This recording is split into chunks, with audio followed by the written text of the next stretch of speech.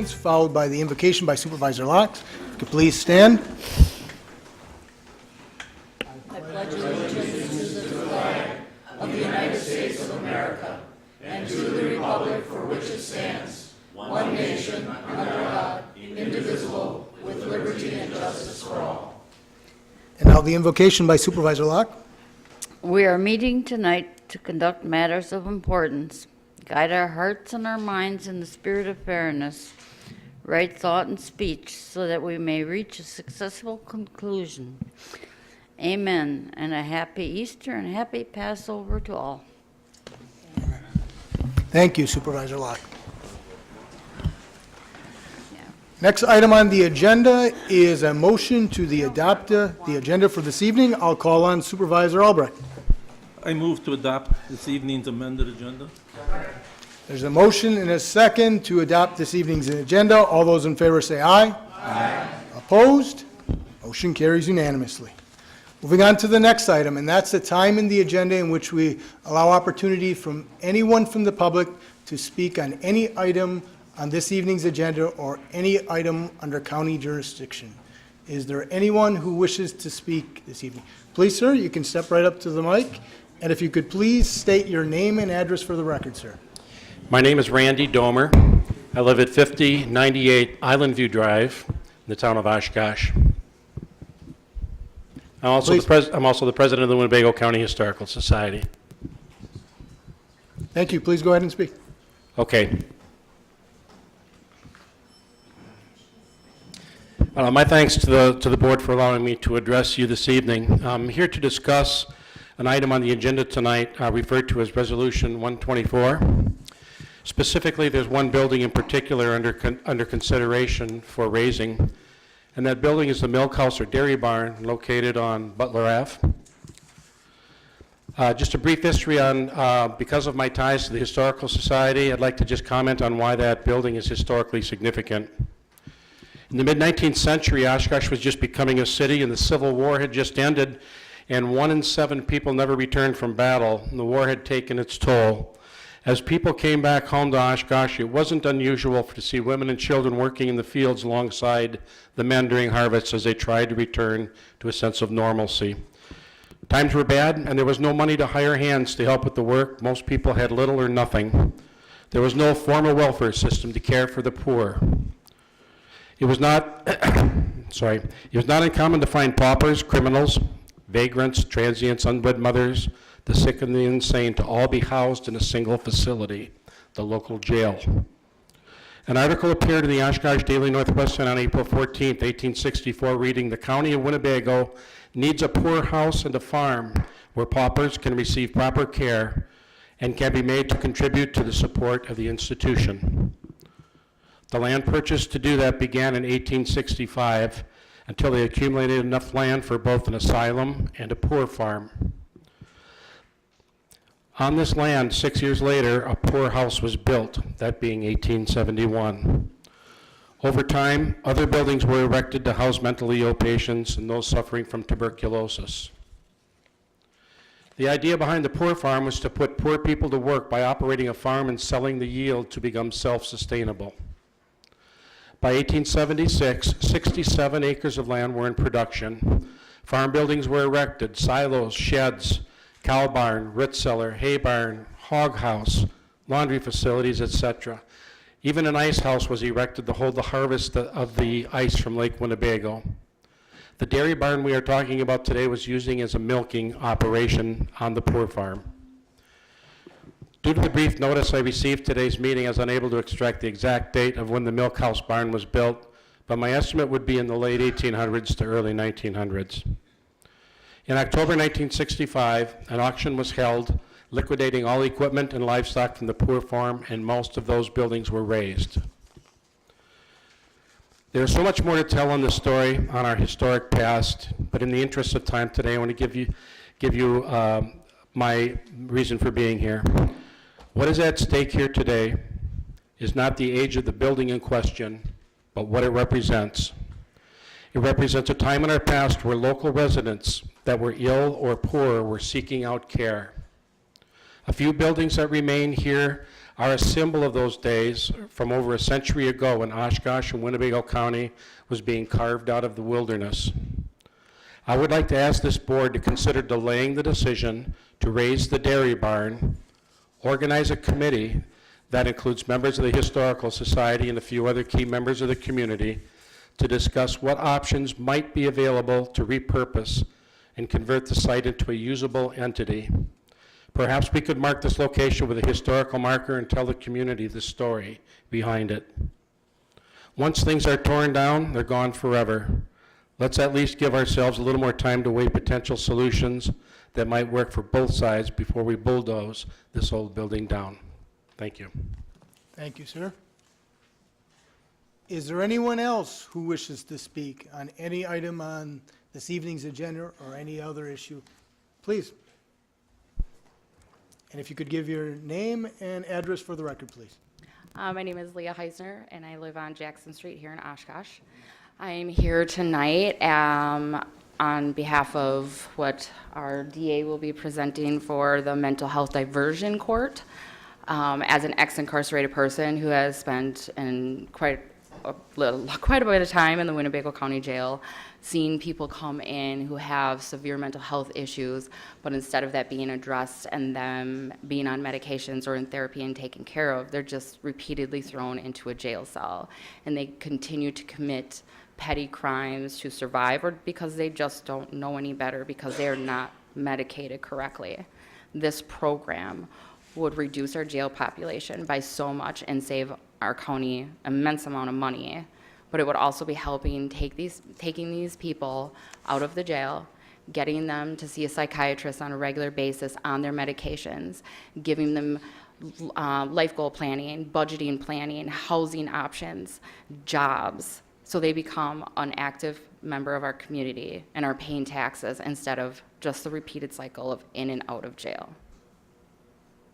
Thank you. Thank you. Thank you for your comments. Is there anyone else who wishes to speak? Please, and if you could state your name and address for the record. Janice, and I'm the Executive Director for NAMI, the National Alliance on Mental Illness here in Oshkosh at 525 North Main Street. And we would like to just express our interest and support for the diversion program. Thank you. Is there anyone else who wishes to speak on anything on this evening's agenda or any issue under county jurisdiction? I'll say one last time, is there anyone else who wishes to speak? All right, we'll go ahead and close that portion of this evening's agenda, and we'll move on to the next item, which is correspondence. So I'll call on Clerk Ertmer.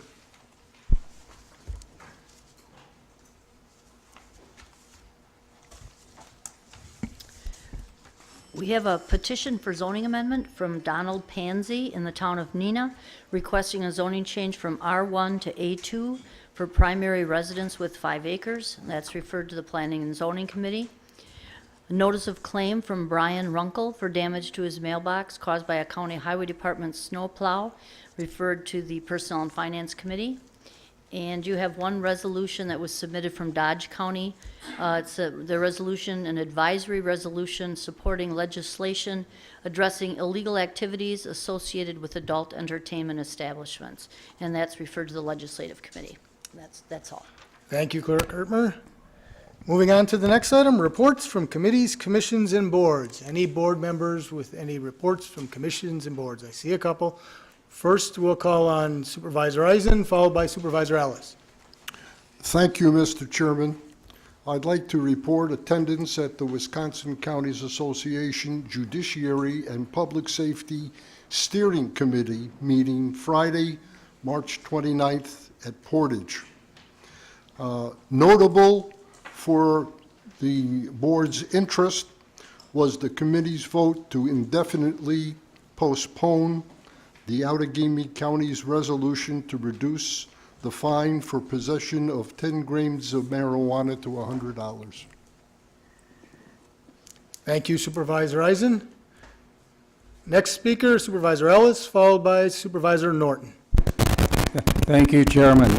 On your desk tonight, there's a newsletter, it's a quarterly newsletter that comes out of Parkview look at it, the secretary out there, Kathy Glanier, puts this together quarterly. It's really worthwhile going through that and seeing the activities that go on at Parkview. Thank you, Supervisor Ellis. Next speaker is Supervisor Norton, followed by Supervisor Fari. Thank you, Mr. Chairman. A couple of things. First of all of us should have received a postcard about the reminder about the Rethink Legislative Breakfast, which will be Friday, May 3rd, 2019, from 7:30 a.m. to 9:30 a.m. at the Coughlin Center. And the breakfast begins at 7:15 a.m.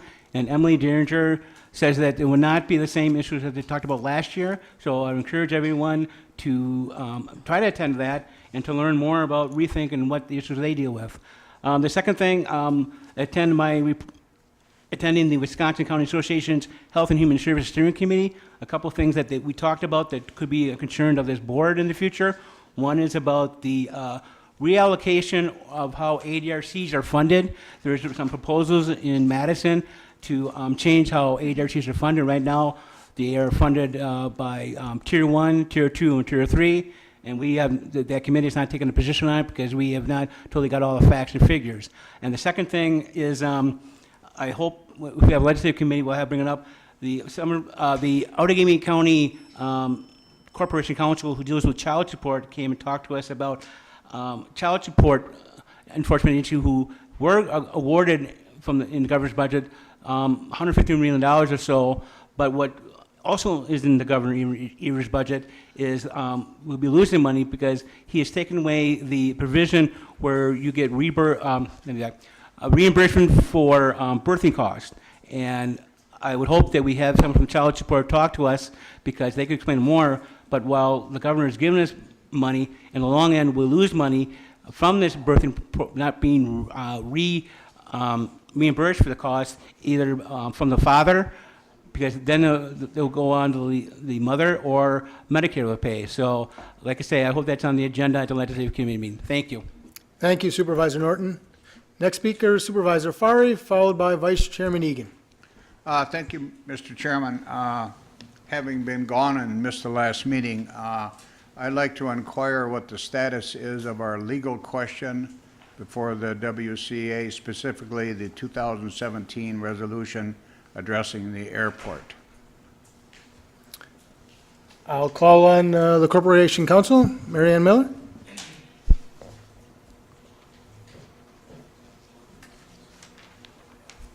Supervisor Fari, this has been addressed by Attorney Phillips, and I notified the board, and I can certainly give you a quick rundown of his response to us. Okay. That was dated January 20th. He started by saying, "This is now twice that I've let my response be delayed. My apologies.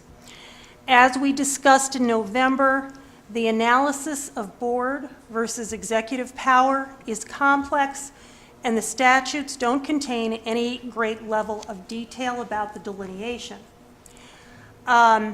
You are correct that we discussed there are degrees of compliance with a board policy, and that a lack of 100% compliance does not necessarily lead to the conclusion that there has been an overstep of executive authority. In cases involving allegations that a county board has infringed upon the powers of a county constitutional officer by failing to appropriate sufficient funds for the officer, courts have found that such an intrusion is unacceptable only if the appropriation frustrates the purpose of the officer's duties.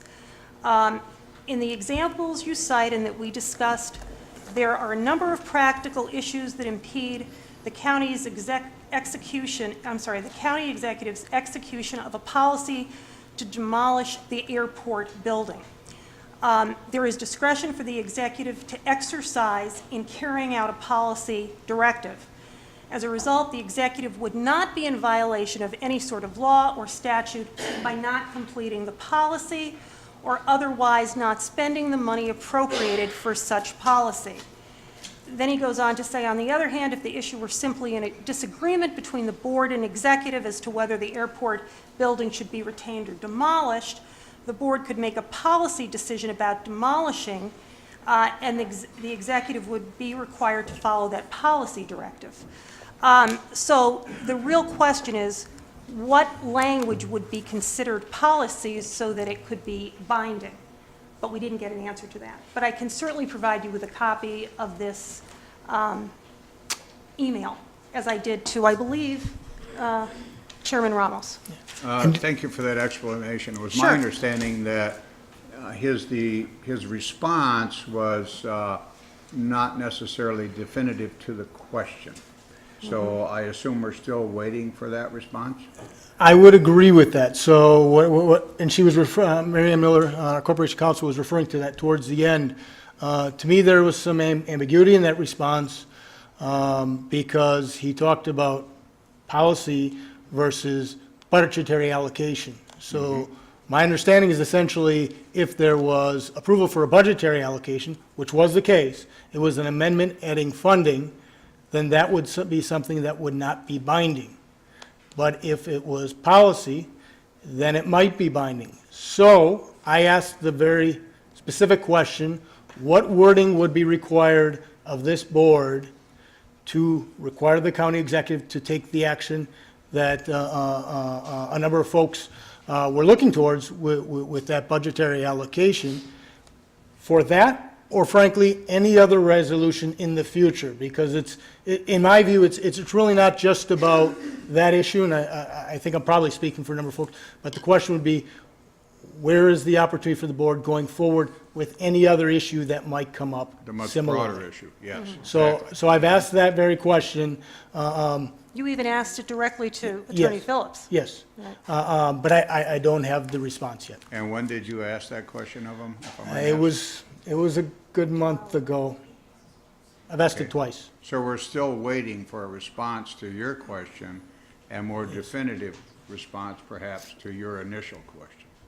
Well, I think we got the answer to the question regarding the airport terminal, but in terms of the broader question, yes, I think we're waiting to hear that. Okay, Yeah. I look forward to that response. Thank you.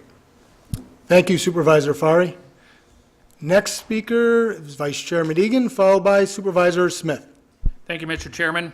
Just to let you all know, we will be having a legislative meeting again this month. We had a real good legislative meeting this last month. A lot of it was on the sexual predator, and I think it's something that we have to. I know some of you are thinking that we're going to discontinue on that, but it's something that we're going to have to, because I have heard that this one here, another one I should say, might be up to be released, and that there's also 8 of them now instead of 7. So we have to stay on top of that, and then what happens, because there's only one spot that we might be putting them out at. So this is one thing that will be brought up, plus other things. And also, the other thing I went to was the security meeting, now that we have this nice security part down here. Some of you had asked about getting back into your drawers in front of you there and putting things in, because you have your keys, or you don't have your keys. Mike's got them from facilities. Well, when I went to that meeting, and I told them that Mr. Wolt had requested it, and yes, and so the judge said that was in charge said that you just go ahead and ask Judge Basilier, which is in charge of here. So, well, then the sheriff said, well, we really don't want them open back up because of things that are left in there, even pencils and that. So I did talk to Judge Basilier. She has no problem with it. So, Mr. Chairman, if you want to turn this over to Judiciary Committee, and they can find out from the sheriff if they'll go along with it. But that's where it's at right now. Judge Basilier has no problem with it. It was the sheriff that seems to have the problem with it now. Thank you, Vice Chairman Egan. Next speaker, Supervisor Smith. Thank you, Mr. Chairman. Last month, Wednesday, March 13th, I attended the East Wisconsin Counties Railroad Consortium in Plymouth. We're going through on the different projects, rather than go into detail, that all the projects are in schedule, and the upgrading of the rail and other hardware along the rail lines are on track, and that the Oshkosh end of that project should be completed by 2021. Thank you, Supervisor Smith. Seeing no other call-ins, we'll go ahead and conclude that portion of the meeting and move on to the approval of the proceedings from the March 19th, 2019 County Board meeting. You all should have received that in advance. Is there a motion for approval? There's a motion and a second for approval of the March 19, 2019 County Board minutes. Any discussion, changes? Supervisor Eisen. Thank you, Mr. Chairman. I'd like to bring to your attention on page 114 of the minutes, resolution number 119-03-2019. It is recorded that for that resolution, there was 27 aye, 1 no, 8 absent, and 1 vacancy. I'd like that to be corrected. It ought to have been 26 aye, 1 no, 7 absent, and 1 vacancy. We will make that correction. Thank you, Supervisor Eisen. Next speaker, Supervisor Joyce. Just a quick correction. I was absent at last month's regular meeting, so if we could correct that, please. Absolutely, we'll make that correction. Thank you, Supervisor Joyce. Seeing no other call-ins, we'll do a voice vote. All those in favor say aye. Aye. Opposed? Motion carries unanimously. Moving on down to the next item, which is the County Executive's Report, followed by the County Executive Appointments. Executive Harris?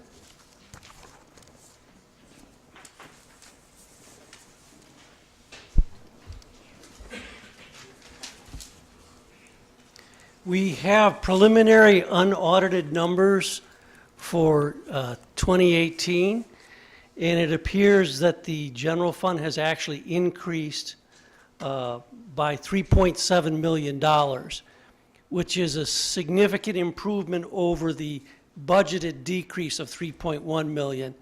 And that, to a fairly large extent, has to do with revenue swings from the state in the human service area, but also surpluses in other areas. So we actually have added to our general fund reserves and remain on a very strong financial footing. It's my custom to cite a few of the items on the agenda. Executive Harris? Yes. Supervisor Albrecht has a question? with that, Sure. sir? What's the total of those reserves? Well, the general fund reserve, and again, this is unaudited, preliminary number, but it's $28.8 million. And so we're actually getting to the point where our reserves are approaching the level of our outstanding debt. And I look forward to the day that those two net out to zero. So there's a couple items on the agenda that I think deserve special highlighting. One is Resolution 119.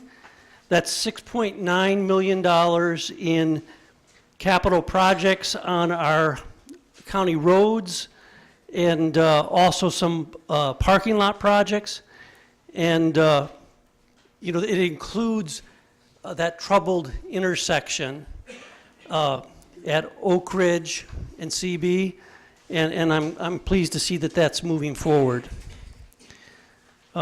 We also have an item on there that represents the negotiated agreement with the deputies union. That's the only remaining union group, and that is subject to arbitration. So that when we reach an agreement, which the deputies have agreed to this, and if the board approves it, then that's our agreement. But if we didn't reach an agreement, then that would have to go to arbitration. And remember, the arbitrator doesn't get to compromise. He has to either pick the union's offer or ours. So I actually think approving this, we're getting a very fair deal with the deputies union, and one that's worthy of your support tonight. On a final item, I will mention the park is coming back one more time. As you know, there was a death of an owner of property adjacent to the County Expo Center. That land came up for sale. The board approved the purchase of 20 acres of it, and I'm sure the park director will explain some of the reasons, but they're now asking you to purchase the other 20 acres, and they feel that would give us another egress from the expo grounds so that when there's major events, that traffic will flow better. And it also will provide a site for the community gardens, or possibly could provide a site for the community gardens, but I'm sure the park director will give you more information on that. And that's my comments. Unless there's any questions, I also have one appointment, and it's appointment to the Human Service Board, and Chris Kniep is, I'm suggesting her for a 3-year term, which will expire December 31st of 2021. There's a motion and a second to approve the appointment of Chris Kniep. Any discussion? We'll do a voice vote. All those in favor say aye. Aye. Opposed? Motion carries unanimously. Thank you. Thank you, Executive Harris. Next item on the agenda is County Board Chairman's Report. So first of all, excused tonight, Supervisor Spellman and Supervisor Robel asked to be excused tonight. I also want to provide you an update on the county supervisor vacancy, the Vice Hogan district. So if you recall from the last meeting, at that point, we did not have any candidates. So we had reposted, and we had also done some social media in regards to it. Since that point, we've had 2 candidates. I've reached out to both of them. I've met with one of them and coordinating a time to meet with the second one as well. So the intent would be that I would look to have a recommendation for an appointment either the May 7th meeting or the May 21st business meeting. Just depends on this individual's time availability between now and then, because of course have to post a week in advance. But either the 7th or 21st would expect that we'll have an appointment recommendation for you for that vacancy. And then also wanted to remind you of the county board tour.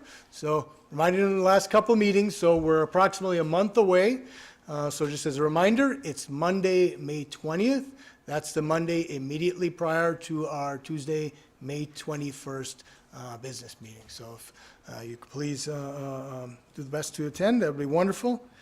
And then finally, I just wanted to give a congratulations and some recognition to a number of our county board members. We had an election on April 2nd, and a number of our members were also elected to other local governing bodies. So I wanted to recognize those folks and make sure everyone knew who those individuals were. And I hope I capture everyone, and please tell me if I don't. But our Vice Chairman, Tom Egan, was elected as town chairman of the town of Rushford, and he was also elected to the AMRO Board of Education, so he'll be busy. Supervisor Stephanie Spellman was elected to the Neenah City Council. That's why she's not present this evening, because she'll be sworn in on the City Council in Neenah this evening. And then Ben Joas was elected as Town Board Supervisor in the town of Winchester. Robert Keller was elected as Town Board Supervisor in the town of Black Wolf. And then we also have Tom Schneider, who was elected Town Board Chairman in the town of Winchester. Winnebago, I read my note wrong, I apologize. Chuck Farley, Town Board Chairman in the town of Vinland. And then we also had Joel Rasmussen, elected Town Board Chairman in the town of Algoma. So congratulations to all of you. And certainly thank you for your service in those areas as well. So I just want to take the opportunity to recognize them, and that concludes my report. So moving on to the next items, we have 3 presentations this evening. So the first one is a presentation on new diversion program in regard to criminal offenders with mental illnesses, disorders, and mental wellness issues by our District Attorney, Christian Gassi.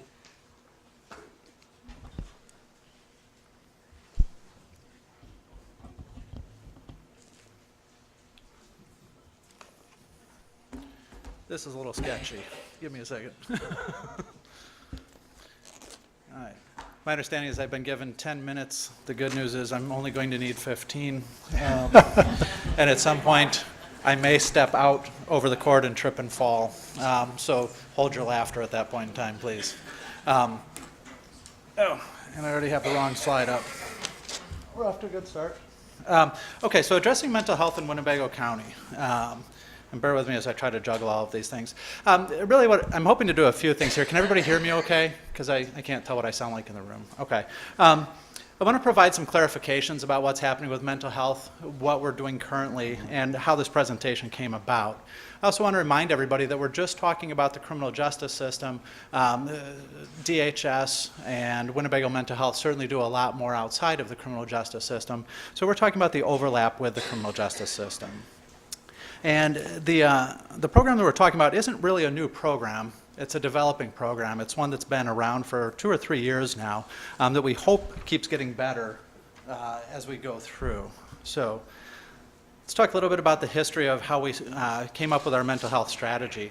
In 2016, we took a group to Outagamie County to look at what they have as a mental health court. And I think some of you are probably aware that in Winnebago County, there was a group that started looking at the possibility of a mental health court here. But back in 2016, a team from the Department of Human Services, as well as the District Attorney's Office, went to Outagamie. We observed the mental health court.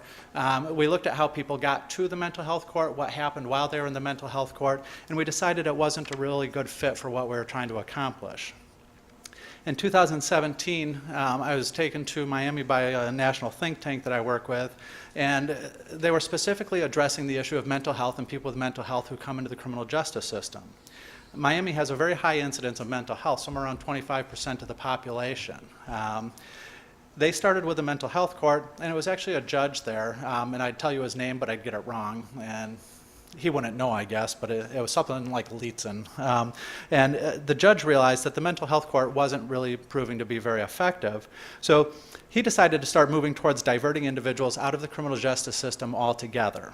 And that was a model that we had started in Winnebago County, but now we got to see something that had been happening for several years. And his idea was to keep people with mental health issues in the community and out of the criminal justice system, provide peer support specialists, counseling, warm handoffs, things of that sort, to try to help these people succeed in society. Typically, people with mental health issues are the victims of crime, not the perpetrators of crime. You know, we're talking about the ones who end up in the criminal justice system, but that's not typically where we see people with mental health issues in the criminal justice system. They're usually on the victimized side.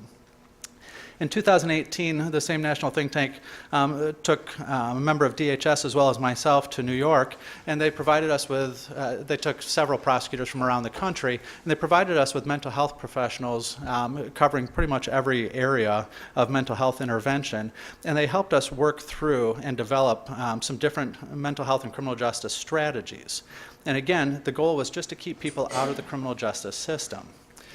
After those 2 trips, we continued to expand and try to improve upon what we were doing in Winnebago County as far as our mental health initiatives. So currently in Winnebago County, when we look at our initial contact, initial contact with an individual coming to the criminal justice system with a mental health issue is going to come in through law enforcement or contact with a law enforcement officer out on the street. I'm not exactly sure how many we have, but it appears that it's somewhere between 1/3 and 1/2 of the police officers that we have in Winnebago County are CIT trained. And I think that's crisis intervention, have received crisis intervention training. Sorry, I had to reach out to the gallery to figure out if I knew what that was. So CIT is crisis intervention trained officers. So the trained after CIT is redundant. My bad. I'm sorry about that. But those people are identified with mental health issues by the officers that are on scene. They can contact Winnebago County Crisis if they suspect that the person needs more help than they can provide on the spot. Winnebago County Crisis will respond on scene. They'll assist the officer by phone, and they'll help direct where the person should go. Another contact point is through the jail. We have a mental health work group that has been working for, I think, over a year now on trying to improve this system. And we created a mental health screen so that as individuals were booked into the jail, we could also assess whether or not they had any mental health needs. There's a full-time person that works for the Department of Human Services who can provide follow-up assessments, go more in depth with these individuals. But the goal was to try to screen in as many people as possible and identify individuals who could use some mental health assistance.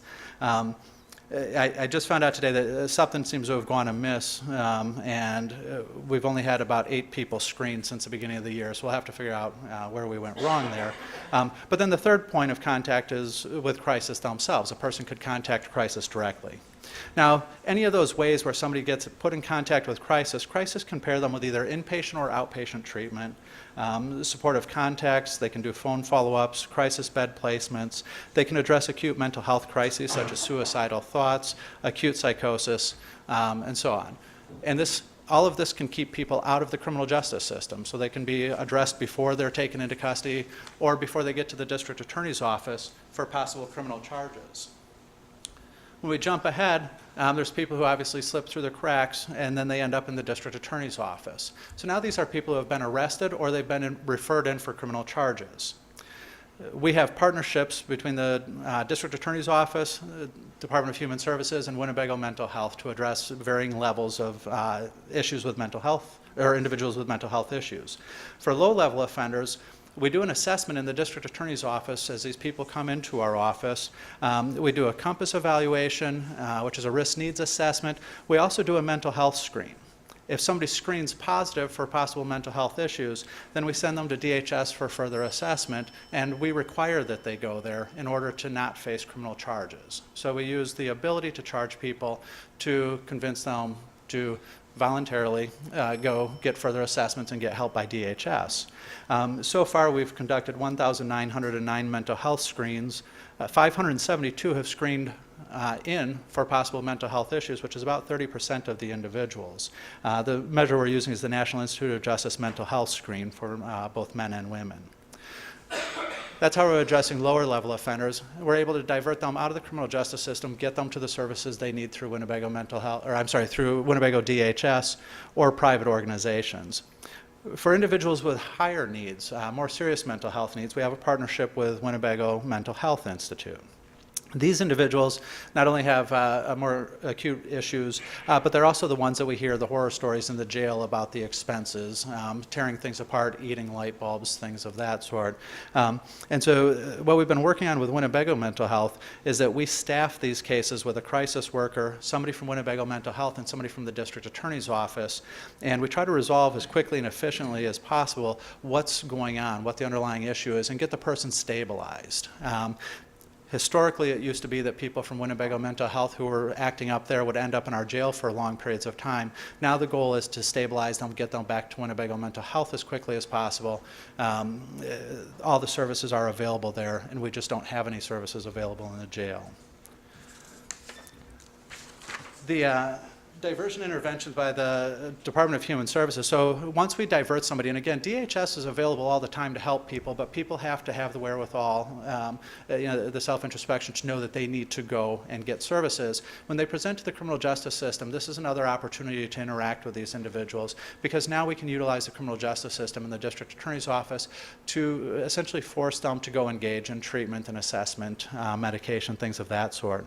So when they get to DHS, they can do a complete intake to assess an individual's needs. If the person has insurance, they can refer out to a therapist, and DHS continues to monitor those cases. If the person doesn't have insurance, they can be referred to the clinic at DHS. The case management is the same for both, and the types of counseling that's available includes the life skills, parenting, anger management, one-on-one therapy, group counseling, medication management, AODA treatment, and other services. So why do we do this instead of a mental health court? Well, on this chart here, I've tried to draw out for you the difference between diverting individuals with mental health issues and what happens if you put somebody, or if you try to do a mental health court.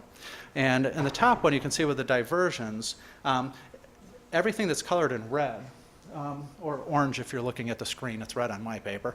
Everything in orange up there is a point where the person could be incarcerated for various reasons. So in a diversion system, when the person's arrested, if they're referred to our office, they're not in custody, but if they're placed under arrest and put in the jail, they're in custody, so they could possibly be in custody there. When they get to us, we release them pending further information. Then we do the assessments that we talked about for our diversions. We put them in the diversion, we send them to DHS to get help with their mental health issues. With the mental health court, the person's arrested or referred, so they could be in custody there.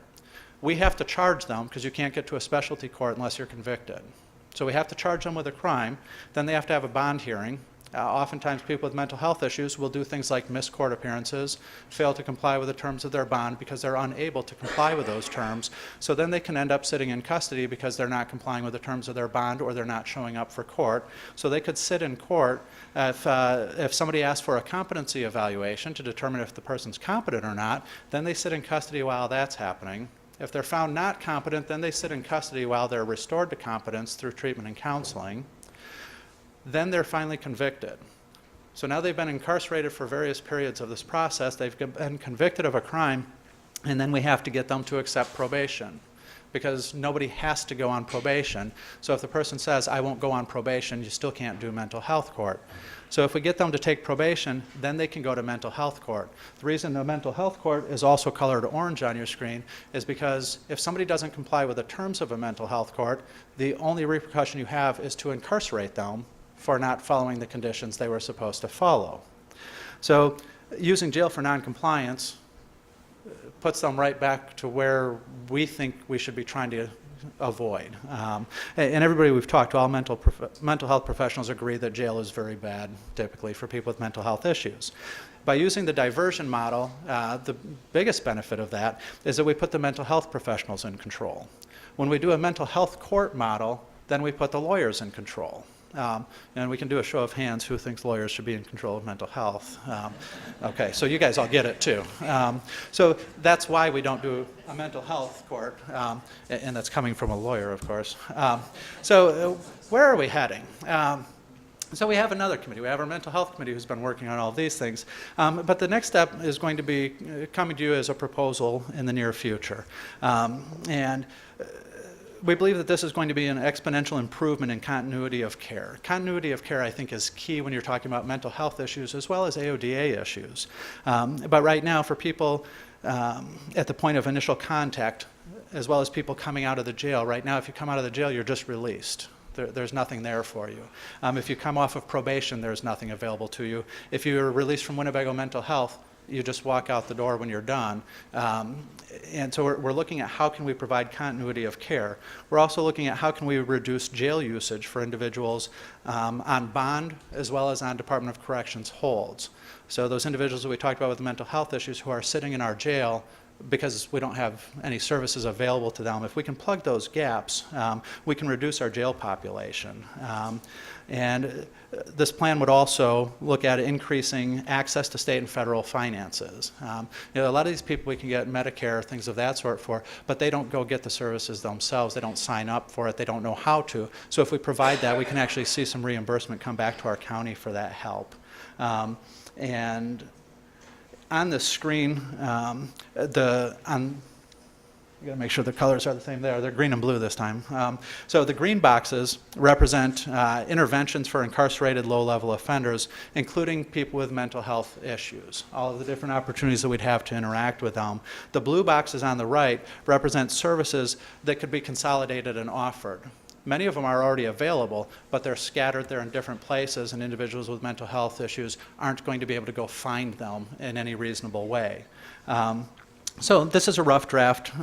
It'll be a forthcoming proposal. It does look like a lot, but it actually requires very little because we have most of this available scattered throughout the county. It would just simply be consolidating and then making it so that as people come out of the jail, come out of Winnebago Mental Health, come off of probation, parole, there's continuity of care.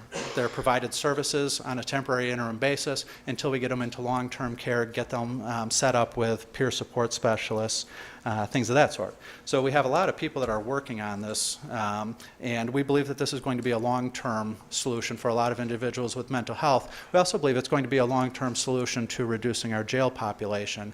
I know that that issue has come up again, and this same committee started addressing that issue, and we have been able to bring our jail population down. I think we've been staying below 290, I think around 260, 270 since we started working on this, but now we're looking at a permanent structure to keep that going. This provides solutions as opposed to temporary storage.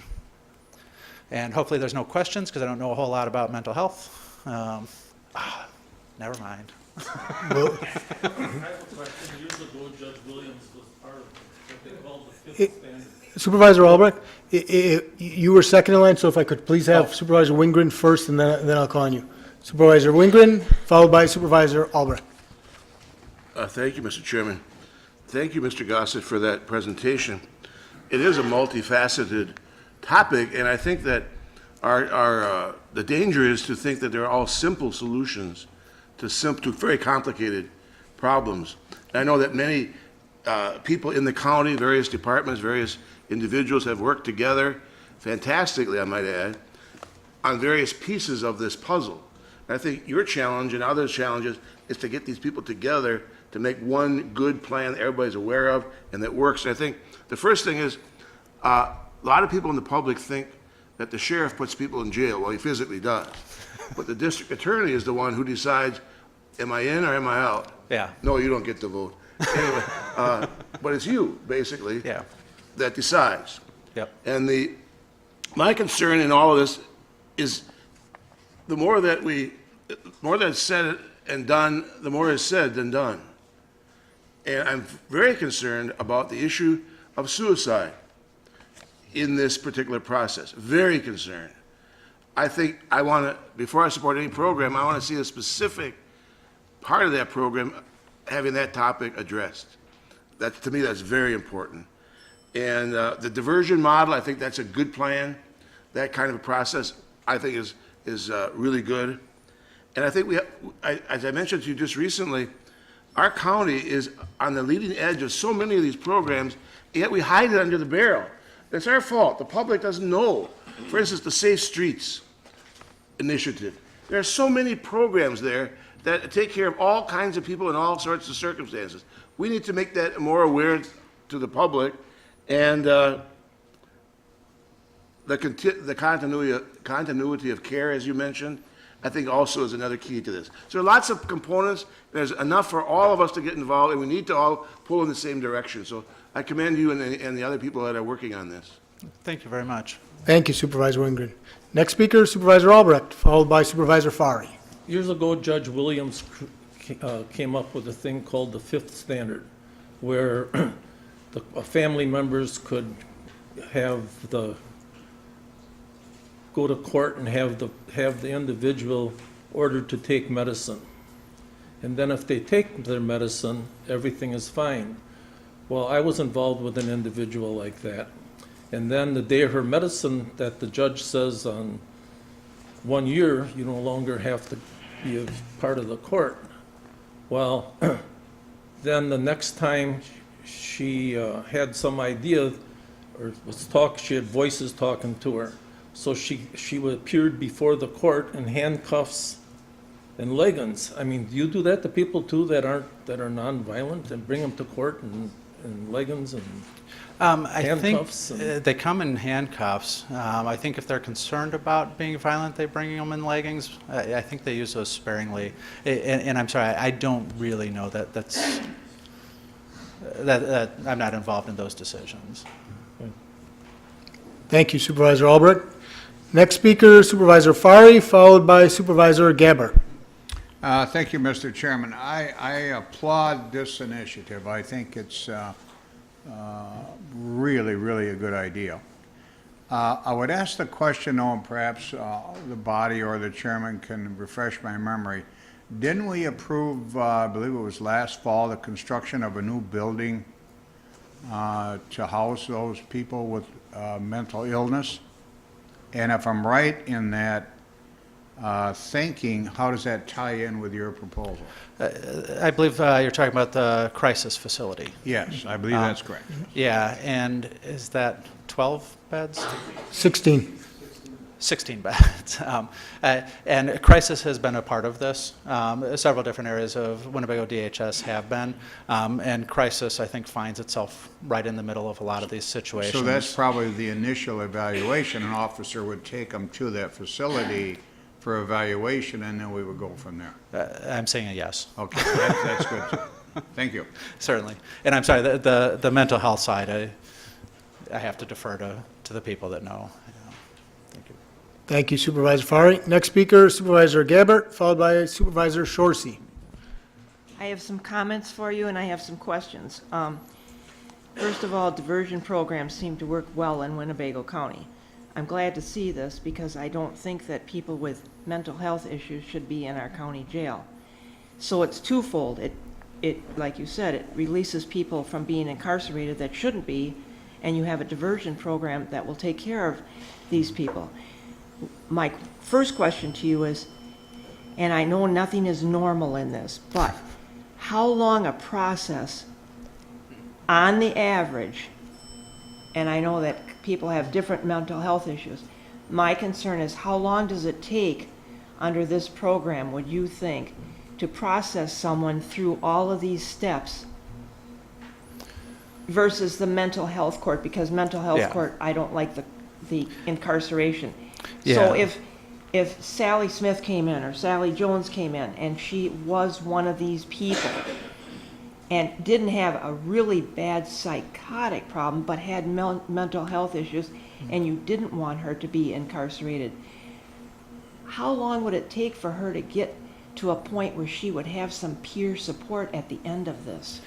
Yeah, so right now that takes a little while. And so if the case is referred to us, or if there's two ways that we get cases. One is if somebody's arrested, they're taken into custody, then they're sitting in jail and we need to address that case within 48 hours. Okay. If it's referred to us, then the person's not in jail, and then the case comes to us. If it's not in custody, our standard is to try to address every case within 30 days, which I know sounds like forever, but to put this in perspective, in Winnebago County, our backlog beyond 30 days is somewhere around 60 cases. And Channel 11 did a story a couple years ago. The counties around us, one of them was about 4,000 cases. So it really doesn't take long, but it's a long time when you're talking about those types of issues. The good news is that most of those people aren't in custody, because again, if they're in custody, we're addressing them quickly. But if they're in custody and we want them to be assessed for these, we'll release them from custody. So we'll have them released. We send them a letter, and then we give them 2 weeks to set up an appointment with us. That usually takes a week or so to get it scheduled. So we're probably talking 30 days to get somebody in to get assessed, and then they still have to review it and see if they're willing to do the diversion, because people have to agree to it. And part of what we're proposing here would be services available as soon as somebody hits the system. So they'd be, this continuity of care. So we know they had a crisis situation that ended up resulting in law enforcement responding and the criminal justice system possibly getting involved. We know that, at some point we need to get them assessed and we need to get them to treatment, but right now we don't have any care for them in that interim period. And I'd say by the time they go through the diversion agreement and we get it, a lot of them we do pre-charge, we could probably get those done in about 5 or 6 weeks. If they go to court and it's a post-charge, we're probably talking 2 months. Okay, so that's why I like your diversion program idea, because you are helping the people that need the help and getting them out of the jail properly. So now here's my other question. So we have 2 facilities right now that we rent through the housing authorities, and are you saying right now we have mental health issue clients in these buildings right now, or we don't? We do? Okay, thank you. Okay, I so did not there's know. no change in what's being built and where they're coming from. It is still a crisis center that we have right now, and we're going to have a new crisis center. Yes, a crisis will stay the same. Yep. Okay, so are some of your mental health issue people presently being placed in these facilities right now for like up to 30 days, I thought is what we were told? So if the person has their own engagement with crisis, then it's very possible. But we're not sending anybody Okay. Until after they get on a diversion agreement. Then we're sending them to DHS from that point. We have to get them on a diversion agreement first. So some people will have crisis will have been contacted. So it's possible that crisis is already working with them before they get to our office. But it's not always the case. Okay, how long do you think it will take you to get this all ironed out so we can be more efficient at this? Are we talking 6 months? I want to kick off July 1st. Are you saying July 1st, yes? July 1st. I would like to kick this off July 1st. Wow, all right. I'm on board with that. Thank you. Thank you, Supervisor Gabert. Next speaker is Supervisor Shorsey, followed by Supervisor Defferting. Thank you, Mr. Chairman, and thank you, Christian, for being willing to look beyond the bandwagon and looking for solutions that really work. And One of my interests with any kind of program is that we monitor outcomes, and so we really do know what's happening with people to determine what is successful. And can you speak a little bit about that in terms of how you're going to monitor outcomes? Maybe give us an example of some of the outcomes that you would be tracking. Certainly. Well, I can sort of answer the question. So Supervisor Wingren was talking about Winnebago County and the things we do here, and so let me incorporate that into this. When we talk about these diversion programs, they're not just the DA's office. DHS does a lot of the programming. The Sheriff's Department has some diversion programming. The courts have some diversion programming. And how this plays out, if you go back to 2007, look at where we were then, we have fewer people in our jail today than we did in 2007. And when we compare ourselves to Outagamie County to the north of us, the last numbers I saw, we were sitting at about 290 people, average daily population. They were sitting at about 440. So this is having an impact. Now, as far as the research component, Winnebago County is one of 6 district attorney's offices in the country that has a partnership with New York University. They're a research partner of ours. They selected us and 5 other district attorney's offices out of the 3,600 in the country. And part of that is because of how we go about collecting data, and they analyze this data for us. And it's another one of those little known things about the district attorney's office and the county here. We've actually had 2 of our diversion programs studied, analyzed, and papers published about them. And one of them has been shared, last I was aware, was 11 states and 3 countries. So we have more than a little bit of a ripple impact. We also partner with UW-Oshkosh, both the Criminal Justice Department and the Economics Department, and they do research for us for free. So we have both of those partners. We also have BetaGov, which is out of New York University. So we have a lot of research tools available to us, and part of why we have that partnership is as we create programming, they want to see how it works. If it's working, then they send it out to other entities, other district attorneys' offices. Kind of like the mental health issue, though, I don't know how to do the research and I don't know how to do the analyses. We just follow orders in that regard, and what we really try to do in the DA's office is we defer to the other professionals. Mary Ann Miller exempted, I might be the only lawyer who thinks I can't fix everything. So I like to defer to, I included you a little. I like to get the professionals involved, and so I really can't tell you what they'd study. Once we get the program set up, they'll tell us what data to collect. Okay. And then they'll figure out how to study it, what the control groups will be. And the only part of the agreement that we really have to uphold is whatever it is, it is. And so if our programs fail, then we simply replace the programs or we fix them. But we never ask them to find a particular outcome. Thank you, Supervisor Shorsey. Next speaker, Supervisor Defferding, followed by Supervisor Binder. Thank you, Mr. Chair. First off, I want to thank you very much for putting forward this initiative. I was pleasantly surprised when I was first looking into options for creating a mental health court. I did speak with Shayla Russell, who is the Outagamie County Mental Health Coordinator, and she told me that in order for a candidate just to be referred to mental health court is 140 days. So that's 140 days for somebody to just be referred to a mental health court during the time that they're being incarcerated, and I was like, this is pretty crazy. So I then made contact with you, and then I come to find out that this is going on, and I've been working with a lot of people that have been in the system themselves and have been, I guess you could say, a victim of the criminal justice system in a certain way because of how they've been treated when they were incarcerated. And these are people involved with Esther and Expo, ex-incarcerated people organizing. I've been speaking with a person from the ACLU, and I've told them what has been going on here, and they seem to be in full support of this. I did speak with Neenah Police Chief Aaron Olson, and Olson has extended his huge support for this in ways that we could bring more people with mental health conditions to proper treatment instead of handling with their officers. So So I do, I think that this is a fantastic initiative. Wisconsin itself has been incarcerating more people than the neighboring states.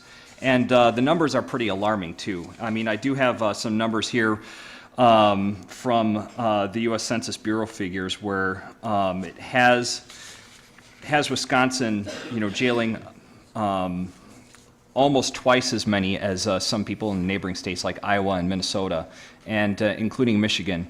And if there's a way for us to, deter that from the beginning and make sure they don't get into the system and put them in a proper path of treatment, I think I'm in full support of that. So I commend your efforts, and I thank you very much for coming in front of the board here and explaining what we're doing here. And hopefully we could find a way here within the community to help those with mental health issues and find a way to do it without them getting into the criminal justice system. Thank you. Thank you, Supervisor Deffling. Next speaker, Supervisor Binder, followed by Supervisor Lautenschlager. I'd like to thank you for all the effort you put in this, and I'd like to thank Nominee in the back. I know they're out there every day dealing with these people, and I don't think as a community that they're educated to basically accept mental health as an illness. It still has a stigma where if you tell somebody that, you're bipolar or you got a personality disorder, they kind of want to shy away from you, and it's no different than cancer or something else. These are normal people that just need help, and it's our job to make sure they get the help that they need. And I thank you for the effort you're putting into it. I agree. Thank you. Thank you, Supervisor Binder. Next speaker, Supervisor Lautenschlager, followed by Supervisor Eisen. Thank you, Christian. Very good presentation. I think this is a very warranted program. A couple other supervisors and myself have been going to the NACO, the National County Association, and we sat on workshops of the Step It Up program, which, of course, we're being told that's kind of our state safe streets program or whatever. But most of the counties, other counties throughout the country, have these diversion programs, and especially the mental health diversion program, and it definitely has decreased their jail population. A couple of questions I have, and you talked about the mental health assessment, and you said there's only been about 8, so you don't know what's going wrong with that or whatever. I guess my question to you is when they get booked into the jail or whatever, does every person get that mental health assessment, or just the ones that you think have mental ill? Because most of the other counties around the country that have the Step It Up program, it's only like a four question evaluation or whatever, but they do it with every person that's booked, just because you never know who who has mental illness, and so they don't slip through the cracks. Yeah, and I'm not exactly sure what happened there. I just recently found out that we haven't been getting those, and I don't think the sheriff was aware we weren't getting those either. But I reached out to him today and found out that we'd only gotten 8 since the start of the year. The mental health questionnaire that was put together, we utilized the Veterans Services mental health questionnaire, and then we tailored it with a group of individuals from DHS. I think Winnebago Mental Health was part of it, and some other mental health professionals helped us create it. I believe it's 12 questions. Does that sound right? It's about 12 questions, so it's a pretty. So I'm not really sure what happened. It could be that there was a messaging issue, but I haven't had time to look at it, and I don't think anybody else has either. It's sort of new information, so we'll try to figure it out. And in our office, like I said, we've done about 1,900 of them, so we have the data from our office, but it would be good to get that bigger picture. But my other question, or my other observation is, I also serve on the Human Services Board, and we've in last year's budget, we created that AODA counselor position that actually works in the jail and helps with aftercare, whatever, make sure the services are lined up afterwards. And you're right, a lot of times when they get released from jail, be it mentally ill or whatever, it's just see ya, goodbye, and nothing follow-up is ever follows with them. You don't know if they're there, if they're getting the care after care or not. Yeah, and so that individual, part of what we were hoping to do with the mental health screen was to narrow the number of people that she'd have to try to interact with, because the jail has people coming and going all the time. And she, of course, only works 40 hours a week. So sometimes she'll get there on a Monday and several people have already gone, before she got there. So the idea of the mental health screen was in part to give us a picture of what we're dealing with a mental health population, or a population that needs mental health services. But then part of it was also hopefully to narrow down how many people she'd have to try to follow up with and make it more manageable. And it would be nice to have that follow-up, for, mentally ill, after they leave the jail or whatever, too. Right. There's one last thing I was going to talk about. It's one of the things we've talked about in Human Services is we already have it in our child protective system, wherever we have crisis workers that go with the police department to the homes or whatever to try to divert so the kids don't be taken out of the homes and whatever. And a lot of the other counties around the country with the Step It Up program have these crisis workers for adults. And I know that you talked about that the police department is training and they talk with it. But a lot of these other counties have these crisis workers that actually go with the police officer to the scenes with the mentally ill person to divert them from being arrested or whatever. Okay. So, I mean, it's something that we need to look at. I mean, it's... Okay. But it's yeah, I know there's other counties that are across the country that have these, and I said, and the Human Services have talked about, we put that AODA counselor in there, it would be nice, and we have these type of crisis people already for our children. It would be nice to have them for our adults, and especially the mentally ill.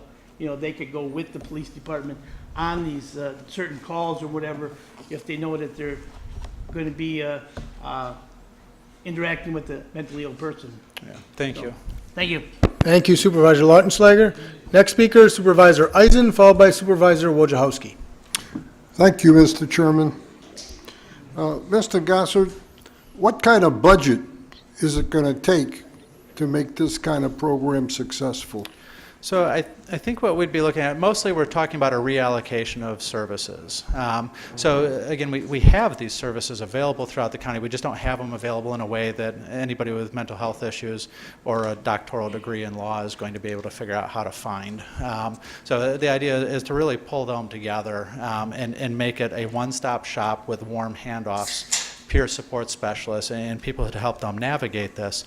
To get this started, I believe we're looking at 2 positions, 2 case manager positions, and then just reallocation of other personnel and perhaps a little remodeling. Thank you. Thank you, Supervisor Eisen. Next speaker, Supervisor Wojciechowski. Thank you, Mr. Chairman, and thank you for the presentation. Having worked last summer at the Wisconsin Resource Center, I saw firsthand how having the proper resources and programs, can help individuals with even the most severe mental health problems turn around and become members of, productive members of society. So I definitely think this program is moving us in a positive direction, and I'm glad that we're being a leader on the issue. My question is, in the governor's recent budget, he's asking for about $580 million for hospitals, nursing homes, and mental health services, and then in criminal justice, looking to add 20 assistant district attorney positions and, among other things. Do you think these budget proposal items will have, a positive effect on mental health in counties? Do you think that more resources would be provided by the state, and would that help us? We're always hoping, especially at Winnebago Mental Health right now, that they definitely need more resources, a lot of open positions and a lot of staffing issues. And I think everybody's been crying out for additional mental health resources. I do tours through really all of the systems every now and then, and it doesn't matter who you're talking to. You can talk to daycare centers, elementary schools, the university, law enforcement agencies. All of them will tell you they need more mental health resources, and anything that they add is going to be better. And I don't know if it'll ever be perfect, but better is better, in my opinion. Is there anything that the county can do, or is this more on the state? it should be on the state. So there should be more that we can do at the county level. I don't think we want to wait for the state. Thank you. Thank you. Thank you, Supervisor Wojciechowski. Next speaker, Vice Chairman Egan. Thank you, Mr. Chairman. I'd just like to go back to Paul, what he just brought up. You said that you would need probably 2 more caseworkers in remodeling, and you also said not too long before that you want this up and done by July 1st. Well, I'm on facilities, and I know Mike's got his hands full, and it seems like all of a sudden a lot of you want lots of things in your remodeling. And I just don't foresee if you're going to want all that done by July 1st and it has to come back through. Plus 2 caseworkers, somebody's got to pay for them. I'm not against it. I'm just saying there is money that's going to have to come out of that, and it's not in the budget. So Yeah, in the remodeling, we're actually putting in the budget for next year. It's not an immediate need to make it happen. It would just have to happen at some point in the near future. Yeah. Thank you. Thank you. Thank you, Vice Chairman Egan. Next speaker, Supervisor Norton. My quick question is, question we're asked about the budget you need. What if we don't do this?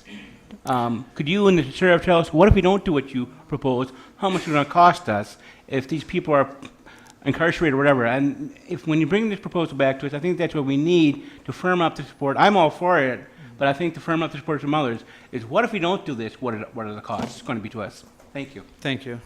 Thank you, Supervisor Norton. Seeing no other call-ins, that'll conclude our presentation for this evening. So thank you very much, District Attorney Gossett, for the presentation and the initiative. And thank you for those 10 minutes. And thank you for staying on time. All right, we have 2 more presentations this evening. Next one is a capital project presentation in regards to a new mobile command post vehicle by Linda Coleman, our Emergency Management Director. So Director Coleman. Good evening, everyone. Evening. I promise this will be shorter. I did condense it down as much as I could in respect to your time as well. Please let me introduce some of the people I have here with this presentation. Lieutenant Jesse Jensen from our Sheriff's Office. He is in charge of the 911 Communications Center. We have Doug Weihart, who is the Superintendent of Equipment at the Highway Department, and Chief Mike Stanley from the Oshkosh Fire Department. He is our new fire chief. If you haven't met him yet, we're happy to have him.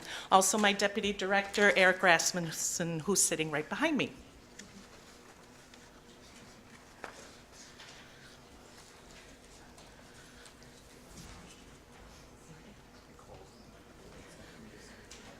You all have a presentation. We printed one out for you so that we can just skim over some of the highlights. I don't want to read the slides to you. We'll let you do that when you have time. Okay, here we go. What is a mobile command post? It's a vehicle that serves as a communication hub during an emergency. It helps with non-disasters, pre-planned events, fire response, any large event that needs a communication hub. If you haven't seen our command post yet, it's stored at the Winnebago County Sheriff's Office in our garage out there, and this is a picture of it. Equipment and benefits of having a mobile command post. It provides cell phones, mobile radios for our Sheriff's Department and our fire folks, mobile data computers, PCs, laptops, Wi-Fi and network connections, which is really important for our law enforcement folks. They can actually have access to the same files on their desk at their computers because we are tied into the county network with the assistance of the Information Systems Department here. It also provides shelter from outside conditions and privacy, which is an interesting one, but many times at scenes you have a lot of people that like to come and see what's going on, including the media. So it does give some privacy to the response to the people who are involved. Why have a mobile command post? I'm going to let the people who actually use the command post tell you in their words. Captain Dave Mack with the Winnebago County Sheriff's Office, he's the captain of our detective division. In the town of Clayton in 2018, there was a murder-suicide and an arson investigation. We had a lot of different responding teams respond to the incident. In addition, a lot of media.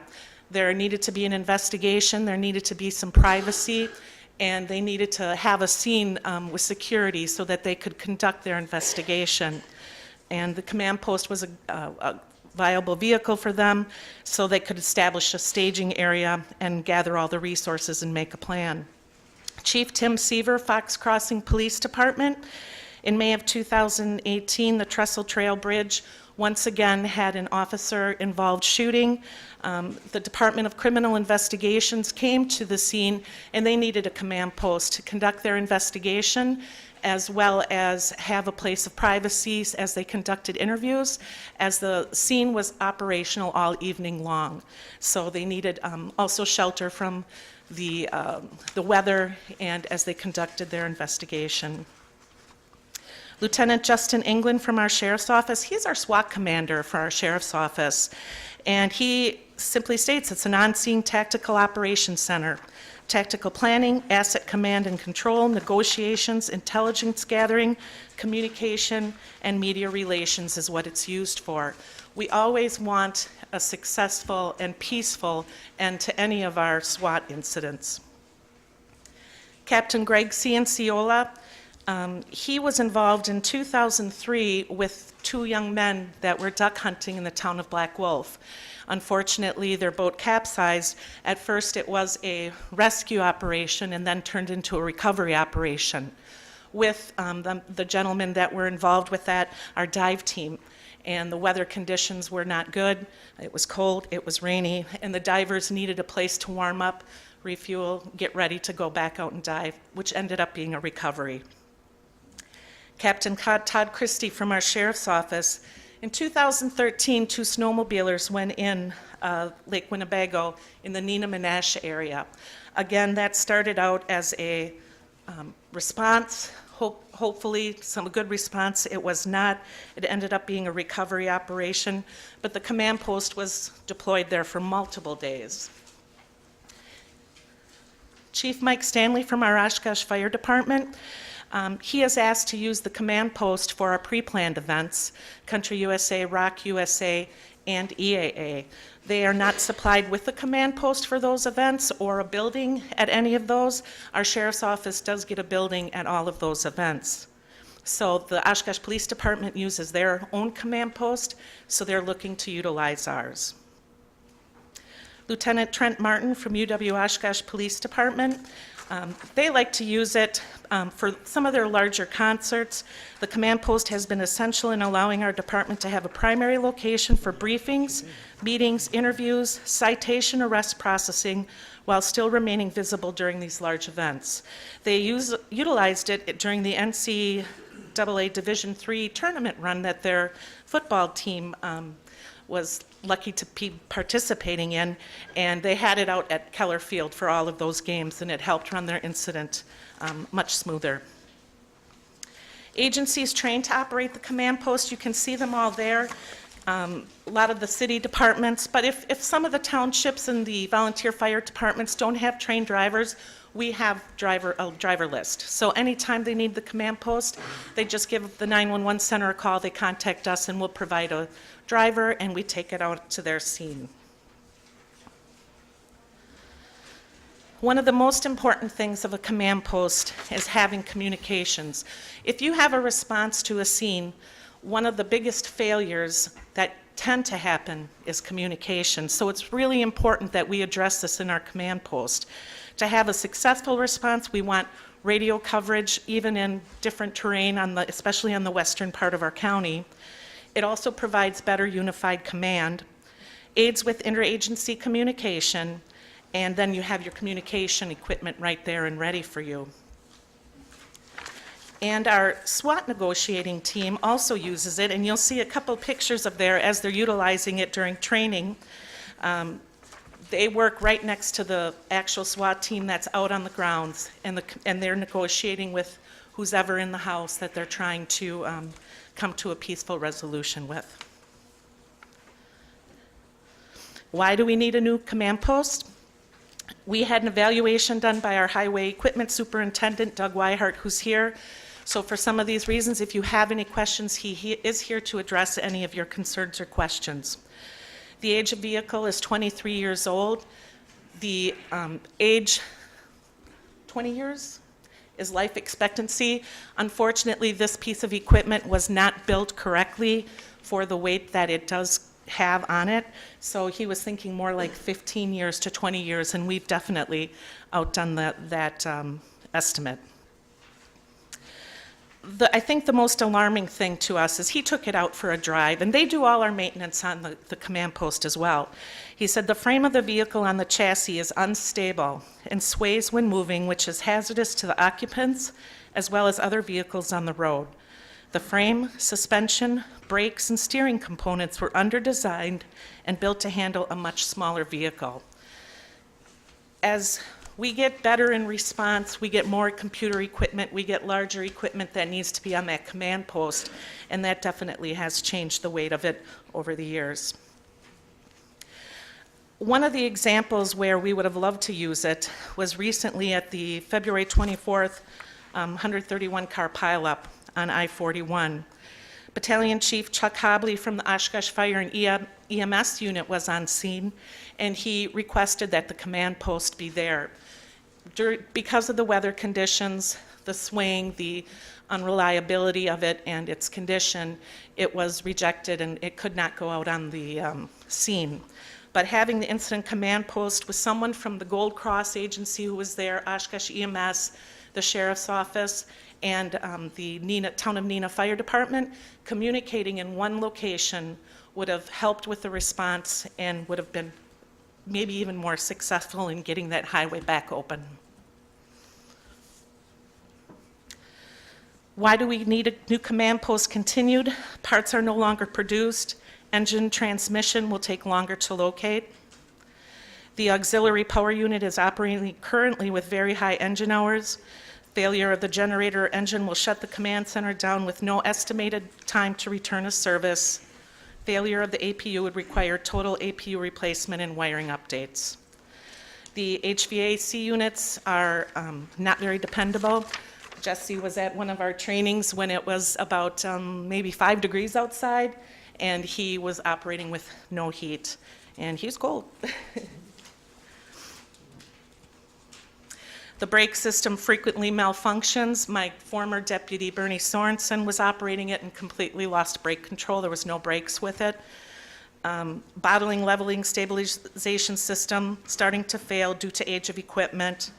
Again, risk of failure for some of these items. The cost to refurbish the current command post to meet safety and operational standards would exceed the cost of a new command post. What will a new mobile command post provide? It'll be changing from a focus on just workstations to a bigger conference area. There will be an exterior workspace, allows check-in, check-out without disrupting what's going on inside. Increased coverage of interoperability when serving as or accepting mutual aid. Ability to provide consistently stable radio communications, coverage in terrain or vegetative cover. And Lieutenant Jensen was out at a scene, and I'll let you just describe a little bit of the terrain issues and what you and Captain Cianciola had to go through. It was at one of our recent multi-county SWAT exercises. We had 3 different SWAT teams on scene in southwestern Winnebago County. The terrain was rolling hills, and there was vegetative cover. There was a bunch of trees. And as the SWAT teams got together, we kind of put some patches together, and we were talking to them on our command post radio until they got out over the first hill. And we realized that the antennas on top of the command post weren't going to reach beyond the shadow of the hill. Because with radio communication, it's line of sight. So if you have a big hill between you and with a whole bunch of trees in the space between the 2 radios, you don't have very good coverage. So my captain and I crawled up on top of on the side of a barn, and we put the antennas up a little bit higher, and that worked great then at that point until the SWAT teams got over the next hill as they were doing a search exercise, and then we didn't have coverage again. So we had to take all the radio equipment and move it a third time and move it about a quarter mile up a hill and set it up on top of a hill, and which gave us okay coverage, but it would have just been nice to have that coverage right away, because that had been a real, not just an exercise, if it was a real deal, we would have lost radio communication between the different teams that were working at that time, so. The new command post would have a 40-foot tower that would be able to be raised to help with that situation. In addition, charging stations for all electronics, security for supplies, equipment. Again, you can read these items on the slides. When we put this together, we wanted to make sure that we addressed everyone's needs that would use the command post. So we put a design team together of Battalion Chief Chuck Hobley, who represents fire and EMS, Captain Christie, who is the incident commander for all SWAT activities, Lieutenant Craig Quick, who is our SWAT negotiator, Lieutenant Jensen's our radio guru, Information Systems, Chris and Dia, Doug Weihart from our Highway Department, and both Eric and I. So we wanted to make sure we addressed everyone's needs, and that this command post hopefully would give us a lot longer life span. This is a picture of the Dane County Emergency Command Post that they purchased, I think, just 2 years ago. This is very similar to what we're looking at. The next slide is, they have an outside workstation. So if you can imagine inside, you have your SWAT team leader, your negotiating going on in the command post. You may have the head of the fire department, EMS, making plans on how they're going to respond to and what they're going to do, their tactical operations. So when you have 20 guys come in SWAT gear, you don't want them all in the command post. So it provides for an outside workstation. They will also have access to TV, Google Maps, so they can see the structures that they'll be responding around and get some real good visual that will help them. In addition, some of our school systems are giving access to our law enforcement agencies to see cameras within their buildings. If they have an incident, an active shooter, or a situation going on in a school, they'll be able to dial in to those cameras to see where the perpetrator is and have a better response right on scene. This is the inside view of the Dane County Command Post. Again, this is something that we're modeling ours after. This is the conference room. The table does fold up and fold down, so you can get up to 11 people in that conference area with the driver's seat and the passenger seat. Towards the back is where the negotiating would take place, where a lot of our computer equipment would be. In addition, on the table, we would have access with all the plugs and everything we would need to hit our networks. The next slide is an actual visual of what the workstations would look like. That's where our negotiators would work, or if we have 911 dispatchers operating out of there, that's where they would be located. This is the ACU 2000. It is, again, a communications piece of equipment, so if you have any questions about it, Jesse will be able to talk to you about it, but it's a stack of radios that will allow other agencies that come into our county be able to communicate with us, and it can provide great assistance during a disaster, especially with the I-41. We had agencies coming in from other counties, and there's patches that our system can do up in our 911 center, but being right on scene, it could have helped a little bit quicker as well. We received a couple of proposals just for an idea of how much a command post would cost. The first one is Frontline Communications. It's the parent company of Oshkosh Corp and Pierce. Needless to say, we're a little disappointed in the price that we received from a local company of nearly $800,000. The second one is LDV out of Burlington, Wisconsin. Much better, same equipment. And that's the same one that Dane County used, and that's an estimate of what their price would be for what addresses our needs. We would get a third proposal as well, and that's it.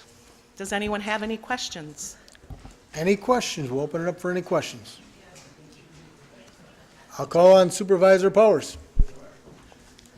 Thank you, Mr. Chairman. Thanks for your presentation, Linda. I just have a couple of questions. This thing has lasted us about 23 years, you said. Yes. The largest emergency event that we've had in the last 23 years has got to be the 131-car pileup on February 24th, and you couldn't go out and handle that. So who or what provided the emergency management points for that, that disaster? And this got several questions. If it was too cold to work outside for several of the things you've mentioned, why do you keep focusing on this outdoor workspace that's going to be available to people? Because it's there, if this is Wisconsin, it may very well be too cold to be working outside. Is the truck you're looking at, is it bulletproof? And I'm just wondering about the large, twice as much or half as much, depending on which way you're looking at this, from Oshkosh Corp or the LDV in Burlington. What has the truck got from Oshkosh Corp in Pierce that the Burlington one doesn't have, that was going to cost twice as much? And in order to keep money in the community, would Oshkosh Corp Pierce be willing to negotiate that price? But I'm still wondering, if we didn't need you on the biggest emergency that we had in the last 25 years, why do we need something more? They did need it, and it was disjointed communication, which caused a lot of chaos and confusion up on scene. I was not on scene there. I typically respond to the 911 center, but from what I understand during an after-action review, they were operating in silos. We had the EMS in one section, our law enforcement in another section. These are just the leaders we're talking about, not the staff is doing everything they were supposed to do. But to have a better response to any incident, whether it's small or large, communication is important, and to have a unified command. Unified command is the leader of any first responder agency is there that has a large role in a response. Unfortunately, that was not the case right away during the onset of the incident. It took a while for that to be established. Not all these incidents happen in the cold. Many of them also do happen when it is warm out, hot out, raining, snow, cold. But the outside station, our SWAT team members are going to be out in the terrain, whether it's 100 degrees or it's 5 degrees below zero. But your point was all the SWAT guys were going to be indoors, and you need the outdoor workspace, so you're not bumping into the SWAT No, people. the SWAT team members, the actual ones that are with the guns and doing the... I understand SWAT. Yep, yeah. they are outside of the command post. They don't go in. It's the leaders who are in, the negotiators who are in, the incident commanders who are in, the radio techs, the communications people. They're all in the command post to establish a successful response, hopefully, to whatever the incident is. Unfortunately, you can't put everyone in a command post. Previously, with the duck hunting incident and the snowmobile incident, those responses back then were before we used incident command, which started after 9/11. Unified command was very informal. So our dive team members were out on scene, but there weren't shelters for them. They had to get into a place where it's warmer. Our dive team members are a lot smaller in numbers than they are in our SWAT team. As for the Oshkosh Corp question, I think that's a very valid question. It's, as far as I know, it's not bulletproof. Maybe, Doug, would you like to comment on what you think? He saw both proposals, and he's the expert in the... So we're putting SWAT team leaders in a non-bulletproof van.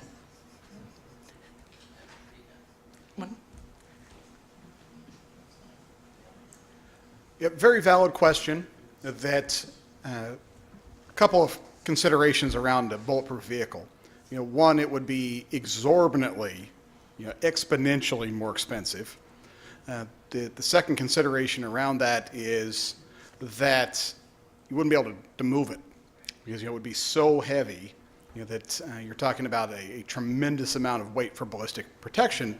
Not that we weren't interested in public safety in providing for that protection of our employees and our SWAT members, but the command post is not located in an area that is in the IDLH or immediately dangerous to life and health, the hot zone. There's a number of different ways of putting that, but you very deliberately and strategically position that command post outside of that active threat profile.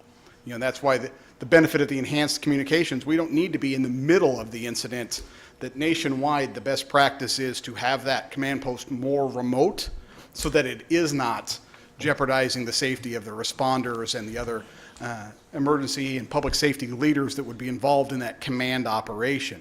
Because you are very correct, absolutely right, that we would not want the SWAT team members or any public safety professionals to be standing outside where they would be opportunistic targets, but also we wouldn't want anybody inside to be an opportunistic target by shooting through that vehicle.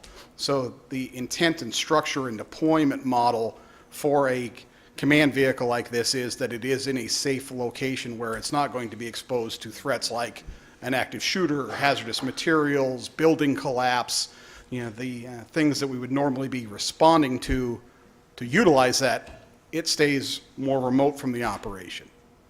Okay, so if it can stay remote, then I'm still unclear why it couldn't respond to a giant emergency like a 131-car pileup. You didn't have to be in the middle of it. You could have been someplace remote. That I'm not saying putting anything down on 2 snowmobilers who were lost or 2 boaters who were lost. 131 cars, and praise God, one person was killed, just one. It could have been. It probably should have been a lot worse. But if you could do this remotely, why was this, the one that we have now, not available on February 24th? Yeah, and that, again, another very valid question that just earlier this evening, prior to coming to this meeting, we were at the recognition ceremony for all of the responders at that event. So very pertinent that we were just discussing and watching the video from that tragedy that happened on the highway. That it is not that there wasn't a tremendous need for that to be there. We could very clearly articulate and demonstrate the benefits that would have been from being there. The issue lies around the liability and the safety of the outdated model.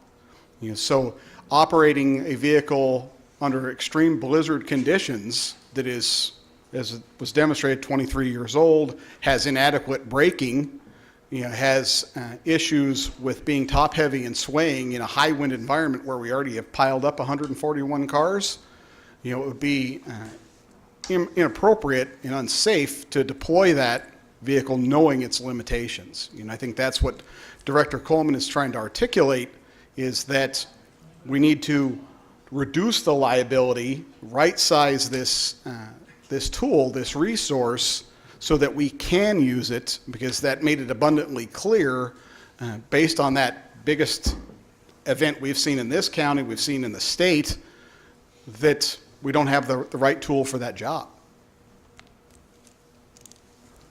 Well, we didn't have the right tool for the job, but we had a lot of cops, highway department, people out there, as well as private tow companies who did manage to handle that entire thing without this command post.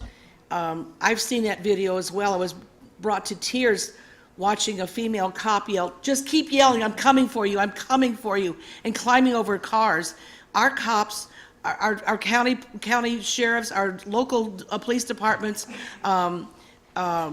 highway department, and local towing companies, they all responded, and they got everybody out and that place cleaned up and all the cars dispersed in a relatively short period of time when you consider 131 cars in that really bad weather, and we apparently didn't need you.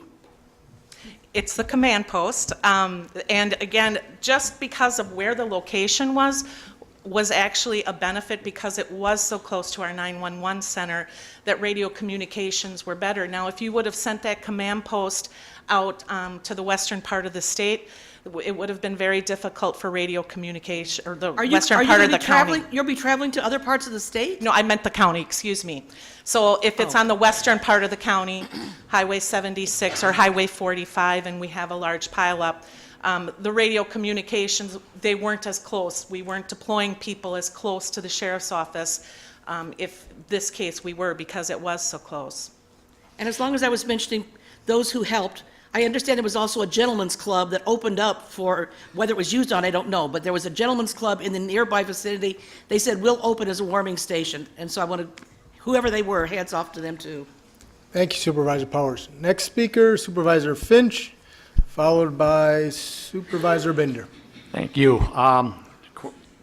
Couple of quick questions. First off is, where do you plan on having your legitimate headquarters? For which agency? Emergency Management operates out of our office, the 911 Center, or the Emergency Operations Center. This command post is for incident command, so it is who is ever on scene of either law enforcement, fire, EMS, whoever is on scene, it's their command post to run their operation out of. All right, well, I guess where I'm coming from is, we were talking about the head post for the quarters. If something happened, you gotta come to the accident or whatever, do what you gotta do, is this correct? All right, so where would your main headquarters like that be? And the reason I'm asking is, I don't know where you're gonna have it, but I know where I'd like to see it, would be the southern end of Neenah. And the reason I say Neenah is because it's close to Oshkosh, close to Menasha, close to the village of Fox Crossing, kind of towards Winnebago and Amarillo. Now, if you do what we normally do is put everything here in Oshkosh, the northern end is sitting there holding a bag again.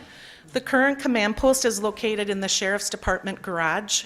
It's plugged in there, and that's where the access is, that's where my office is. It deploys countywide. We have used it in incidents like the Fox Crossing, the Trestle Trail Bridge incident of last summer. Chief Seaver called me and said, could you bring the command post for DCI? Eric and I quick got in there, and we took it right up there. It's deployable anywhere in the county. It's available to any agency in the county. We have people trained on it from Fox Crossing Fire and Police. They are trained to operate it. It's available to them anytime. Thank you. Yep. Thank you, Supervisor Finch. Next speaker, Supervisor Binder, followed by Supervisor Fari. Just out of curiosity, when we use that for Country USA, Rock USA, and the EAA, do we generate any revenue from that? I know the city of Oshkosh has a special events fee, and if they're using it as a command post, are we charging for it? This is the first time the vehicle will be deployed to those 3 events. Again, our sheriff's office gets a building at all those events, and Oshkosh Fire and EMS does not. So this is the first time that it will be deployed there. I'm not sure what Oshkosh charges for. We don't charge for the command post. We charge for labor at these events. So. I got a question for Doug. You know, the highway department maintained that vehicle since the day it was built. Why didn't they adjust the suspension and the brakes when it was under warranty? Why did we wait 23 years to bring that up? Seems a little late now. You are correct. It is a little late. That vehicle should have been spec'd out a lot better from the get-go. Me coming into the county. You don't think it has nothing to do with a 23-year-old suspension? I was there when that vehicle was purchased. It rode just fine. It stopped just fine. I think the suspension's 23-year-olds. It's like in a car. Right. Do you think a 23-year-old suspension was spec'd out wrong in a car because it's 23 years old and the shocks and the springs and everything are shot in the bushings, and we're going to blame it on the manufacturer? We're going to blame it on the manufacturer because that truck was built from the ground up. I take that back, from the top down. They should have been built from the ground up like the vehicles that we have for the county.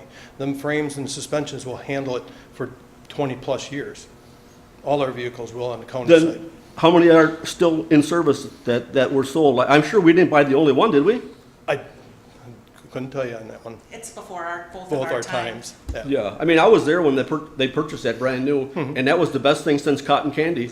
And now you're telling me that the suspension is shot, the wind blows it over. It might be worn out, but believe me, when they got that vehicle, it was a nice vehicle. The equipment on the command post has also changed, the internal equipment. So that's something else you need to keep in mind. The weight of a lot of the equipment has changed. There's been a lot of changes in 23 years. It's getting close to exceeding the capacity of that vehicle, the gross vehicle weight of the vehicle. Then we should have never done that. We should have basically addressed it before we overloaded it, because nobody should be driving an unsafe vehicle in this county. And if the highway department's in charge of that, then you ought to make sure that that never happens again. Correct, you are correct. Thank you, Supervisor Binder. Next speaker, Supervisor Fari, followed by Supervisor Gabbard. Thank you, Mr. Chairman. I'd like to clarify some of your comments in your presentation. Did you say this vehicle was going to be sold to the city of Oshkosh? No. What was the comment about Oshkosh? Oshkosh they have their own command post. Oh, they do? Yes, Okay. yes. And do you happen to know how old theirs is, or is there a I comparison? think theirs is about 2 years old, I'm guessing. That's the police department's command post, it's a shared resource. I think what I'm referencing, sir, is she was talking about Oshkosh Corporation, or buying it from them and not getting the price. I understood that. I thought she said are we going to be selling this? Our old command post? Yeah. We intend to sell it, and we did get a trade-in estimation at about $20,000. Okay, because of all those deficiencies, I'm not sure who would really actually want to buy it. The equipment inside, all the radio equipment, the monitors, TVs, would all come out and go into our new command post. And how many miles are on this vehicle? We have approximately 11,000 miles on there. Remember, this is a vehicle that goes on scene, stays on scene, and may be there up to 3 days running constantly, which isn't putting miles on it. We average using the command post about 25 to 30 times per year, whether it's for training, pre-planned events, If we or could keep, for please, I actual hear a little response. chatter in the background, if we could please give her our attention, please. If we could please give the attention to the speaker, thank you. I'm sorry, did you hear me? Yes, I did. Okay. One other question. You said it has a Chevy 7.0 liter engine, is that what you're referring to? So that is the Chevy 454? 427? That was a relatively good engine, you know. And it's big, yes. Yeah. And that's why you're getting 3 miles to a gallon, I might add. Of course, you got a lot of weight. So tell me about the weight. You said, what is the weight limit for that vehicle, given its suspension and frame? I don't have the numbers in front of me, but it's getting very close because we scaled the vehicle out of the Coney scales, and it's getting very close, being empty, to exceeding the gross vehicle weight of that vehicle. As the original. But you don't have those numbers? And when you bring this forward, will you have those numbers? Absolutely. Yeah, good. Thank you. Thank you, Supervisor Fari. Next speaker, Supervisor Gabert, followed by Supervisor Albrecht. I have several questions for you, Linda. Okay. First one, is this in your capital program right now? This was in the 5-year CIP. Okay. And this one is bothersome to me, really bothersome, and the next one is worse bothersome. Oshkosh truck bid. Has anybody called Oshkosh Truck and gone up the ladder to the CEO of Oshkosh Corp? Our initial contact, we had, Eric? Initial contact was with somebody. Correct. We started the process with representatives from Oshkosh Corp here in Oshkosh. Frontline is actually a sister corporation of Oshkosh Corp located in Florida. I get that. So the reason I'm bringing this up is the airport bought a vehicle from Oshkosh Corp, and we got a discount. So if none of you are willing to do it, I'll make the phone call to the CEO, and I'll see what I can do for you. Because he lives in Winnebago County, and he lives in my township. Needless to say, we were very disappointed in the price as well. And I'm disappointed, but I'm asking, did anybody go further and say, hey, this is Winnebago County. You're in Oshkosh, your CEO lives here, let's see what you can do for us. We did have that conversation, and with Frontline as well, out of Florida, and he said that was in consideration. We explained that we'd be very proud to have Oshkosh, an Oshkosh truck as our command post with its name on it, and that was in consideration of the price. We were very disappointed. I still question that, but okay, I'll do some research. The 41 incident, what you're saying to me upsets me in a way, because I have had the opportunity to speak to 2 people who were involved in that accident, and they gave me the whole scenario of what went down and how quickly it went down. So I'm sorry to say, but whether you were there or not, it was handled well according to these 2 people that were in that accident. I agree with you. So I don't want anything taken away from all the people that were there and did everything. These were in their words, the responders' words, that these, during the people that after-action needed- review, all the responders get together and they review, they do a hot wash. Yeah. And they talk about what could have gone better, what could we have done better. And they're very critical of themselves, but that is what they need to do to improve at the next response. So this was one of the concerns that was brought up. We could have had a unified command quicker, to have a quicker response. And that's their words. That's their words, so whatever. But these two people that were rescued and handled well, they had nothing but praise to say for every aspect of that. The storage space you have at the Sheriff's Department, will the new one fit in the same storage space? Yes. Okay. And do you lend your vehicle out? You're talking about you would go to Country USA, you do, and the city doesn't get a building, and yeah, whatever. So who can call you up and say that they need your command center? Any first responder agency in Winnebago County, volunteer fire, permanent fire, law enforcement. But it Those would are the be in ones that, in Winnebago County. Okay. If there is a mutual aid request, we would provide a command post to a neighboring county. If the incident and scene was large enough, we definitely would help out. Okay, that's good. Now, when you present this to the board for a resolution, you're going to have 3 bids or 2? Yes, we'll have 3. You'll have another one? Okay. All right, thank you. You're welcome. Thank you, Supervisor Gabert. Next speaker, Supervisor Albrecht, followed by Supervisor Buck. Supervisor Powers' question, what do you do if they had a shooting incident? The Sheriff's Department has a special vehicle for that if there's a shooting incident. Yes, that's one of the armored vehicles. Correct. Thank you, Supervisor Albrecht. Next speaker, Supervisor Buck, followed by Supervisor Warnke. Thank you, Mr. Chairman, and thank you, Linda, for your presentation. I also have a few questions. You talked about this vehicle working remotely on an active shooter. Just wondered what the effectiveness of the radio equipment, the radius of the radio equipment. Lieutenant Jensen, I'll let him reply. He's the expert. Well, it's really line of sight when it comes to the mobile radios that are in the command post. Obviously, with the situation where we're using the radios in the command post, like I was saying before with the SWAT exercise that we had, that the hills and the trees and everything, that kind of cuts down on the distance that you can go, but you can probably go a couple miles with plain line of sight with a mobile radio. Okay, thank you. And then the other question I had, the prices you have on there, are they turnkey prices or are there going to be additional costs, this bannering or painting or radio equipment, that sort of thing?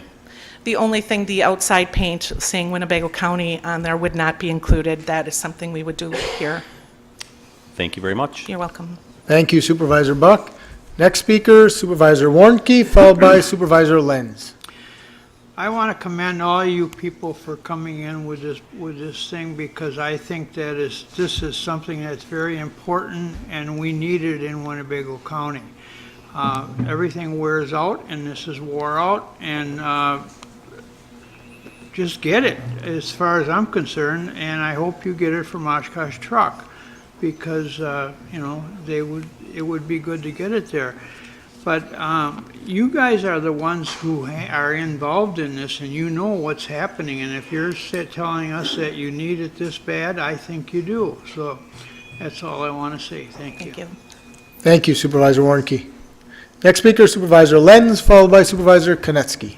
Yeah, I have 2 things. One, did we answer the question if Oshkosh Truck offered the difference in price? What kind of things we might be getting at almost 45% more cost? Do you want to address that? Looking at all the proposals, the 2 proposals that we have for both vehicles, I couldn't find anything outstanding difference between the 2 vehicles. I mean, I looked at everything from the suspension, the tires, the frame, the body. There's not a big difference between both vehicles. Because we spec'd out, we came up with all the bunch of us got together, we gave this vehicle everything that we needed, sent it to both parties. How they come up with that price, I don't know. There's nothing different between the two vehicles. All right, I just want to make sure. Equipment-wise, on the vehicle side of it. I just wanted to make sure we weren't having frame or suspension issues in the future. Okay. Now, the other question I have is, approximately, 23 years ago, I was making a decision whether to get a pager with a text or a phone. Technology advances quite a lot in just a couple decades.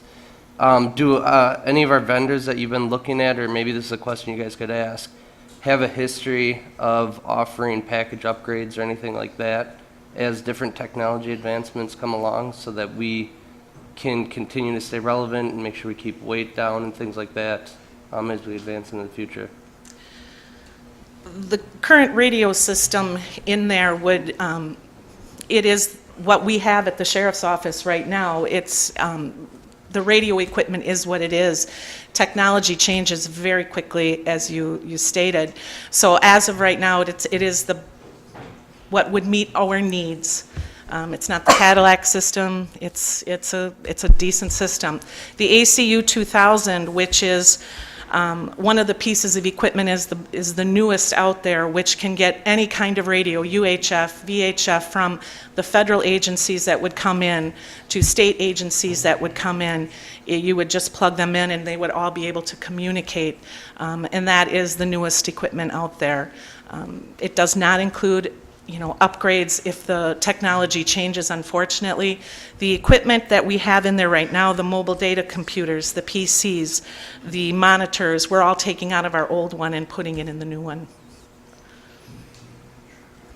Thank you, Supervisor Lenz. Next speaker, Supervisor Konecki, followed by Supervisor Gordon. Thank you, Mr. Chairman. My question was just answered. Thank you, Supervisor Konecki. Next speaker, Supervisor Gordon, followed by Supervisor Joas.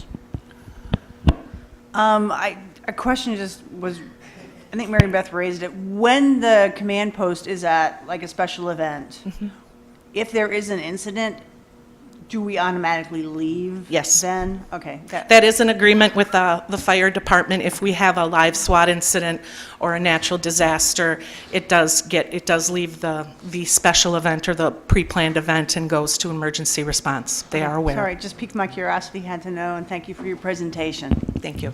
Thank you, Supervisor Gordon. Next speaker, Supervisor Joas, followed by Supervisor Rasmussen. Thank you. Question, what kind of warranty did each proposal come with? I don't know that off the top of my head, but I will definitely get that to you. Okay. Thank you. Thank you, Supervisor Joas. Next speaker, Supervisor Rasmussen. Thank you, Mr. Chairman. Linda, I was wondering if there was any other funding sources for this other than the county. For example, I'm looking at this list of other agencies. Some are cities. If they use it specifically for one of their things, I mean, is there any consideration of helping to fund this thing up front? We went at it a couple different avenues. First of all, we looked at grants. Are there any grants available? The Department of Homeland Security has changed a lot of their grant structure where they go to specialized teams now, or hardening targets rather than providing a large piece of equipment or assistance, any federal grants, state grants. I did contact the state of Wisconsin. There wasn't any money available. I also had communications with the foundation, Oshkosh Foundation and the Fox Valley Foundation, and at this time, there are not funds available to help pay for the vehicle. This is a county-wide vehicle, just like our 911 system. We look at it that way, that this can be utilized by any town, city, and county, and that is why the county takes responsibility for it, and all municipalities have access to it.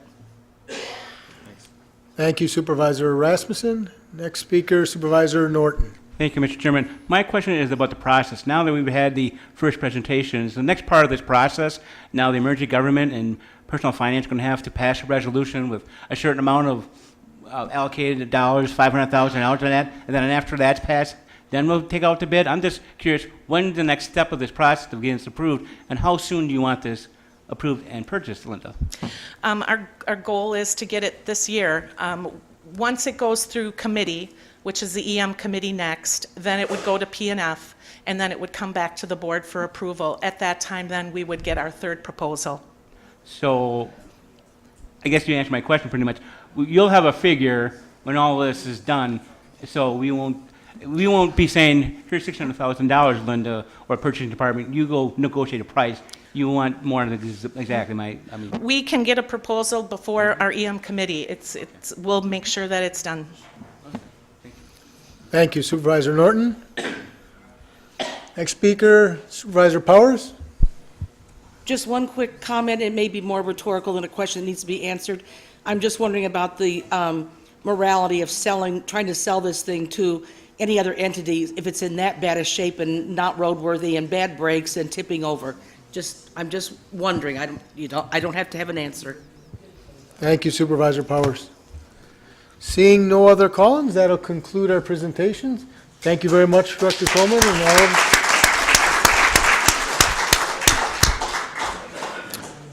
Okay, we have one more presentation this evening, and that's a presentation of the Sunnyview Expo Economic Impact Study. And Rob Way, our Parks Director.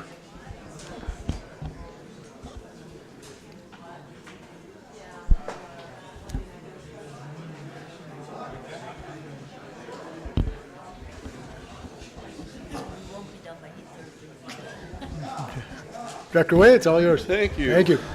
Good evening. This is a presentation of the Sunnyview Expo Center Economic Impact Study. And my part in this is going to be very brief, at least at the moment. We have two speakers that will be coming up presenting. But before we do that, I just want to provide a brief background on the study itself. It was done as a partnership arrangement with East Central Wisconsin Regional Planning Commission. We've been involved with the study for the past year and a half, with the past year being dedicated to conducting a survey at the Sunnyview Expo Center of the promoters, the vendors, the spectators. We hope to gain a user profile of those groups, find out how they use the Expo Center, how they interact with the surrounding community. And I'd like to finish up by just mentioning that I envision this as being a first installment of an impact study for the Expo Center. I would hope that within another 2 or 3 years we come before you with another report. With that in mind, we won't be able to hit all the points that perhaps supervisors are looking for with our first study. So please share with us your impressions, your input on how we might be able to improve that study when we come before you in the future. So with that, I'm going to introduce our two speakers. We have Trish Now with East Central Wisconsin Planning Commission. She's the Park and Recreation representative.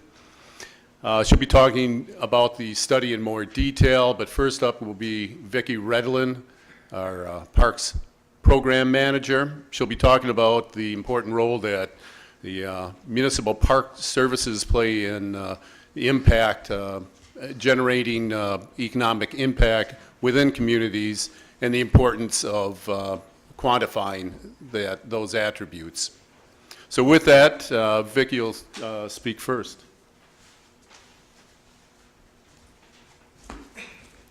Okay, everybody had one of these lovely things in their packet that says economic impact notes on it. I've been studying the economic impact studies that have been going on nationwide, statewide, region-wide for quite some time. So a lot of this is the best of what I found. There's a lot more out there, but the NRPA, which is the National Recreation and Parks Association, does a lot of research on the impact that Park and Rec, as well as events and tourism, have on local economies. They can give us numbers as far as in the billions of dollars as far as what tourism brings in through the Park and Rec over the course of a year. There are a lot of links in here if you want to take the time to go and check out the links. There's very good information. It's a lot to swallow. I also realize it's kind of difficult when you're looking at something like this to, figure it as a monetary value with something you can't really see. I used to sell radio, I know that. The state also does this. They have every May, you get something that looks like this, and that comes from the state of Wisconsin. They do it by county. We have consistently been in the top 20 of counties. One year we broke the top 10, which was wonderful. So this is not something that is not done all over the place. It is. We have all kinds of different studies here. If you want to take a look, there's the impact of local parks. This is relatively new. There's the promoting of parks and recreation's role in economic development, quality of life, the amount of property value that goes up. There's even a physical activity report which talks about, when people come to visit here, do they keep recreating? Do they go to the park?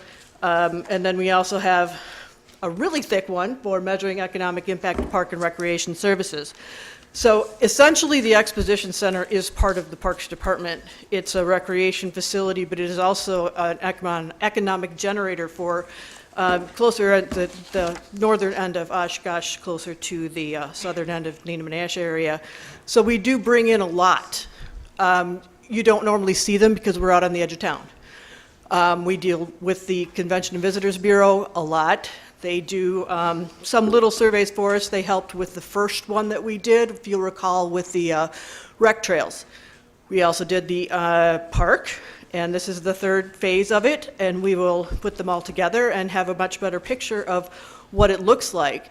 But, we do host the second largest event that the CVB works with in the city, which is Life Fest.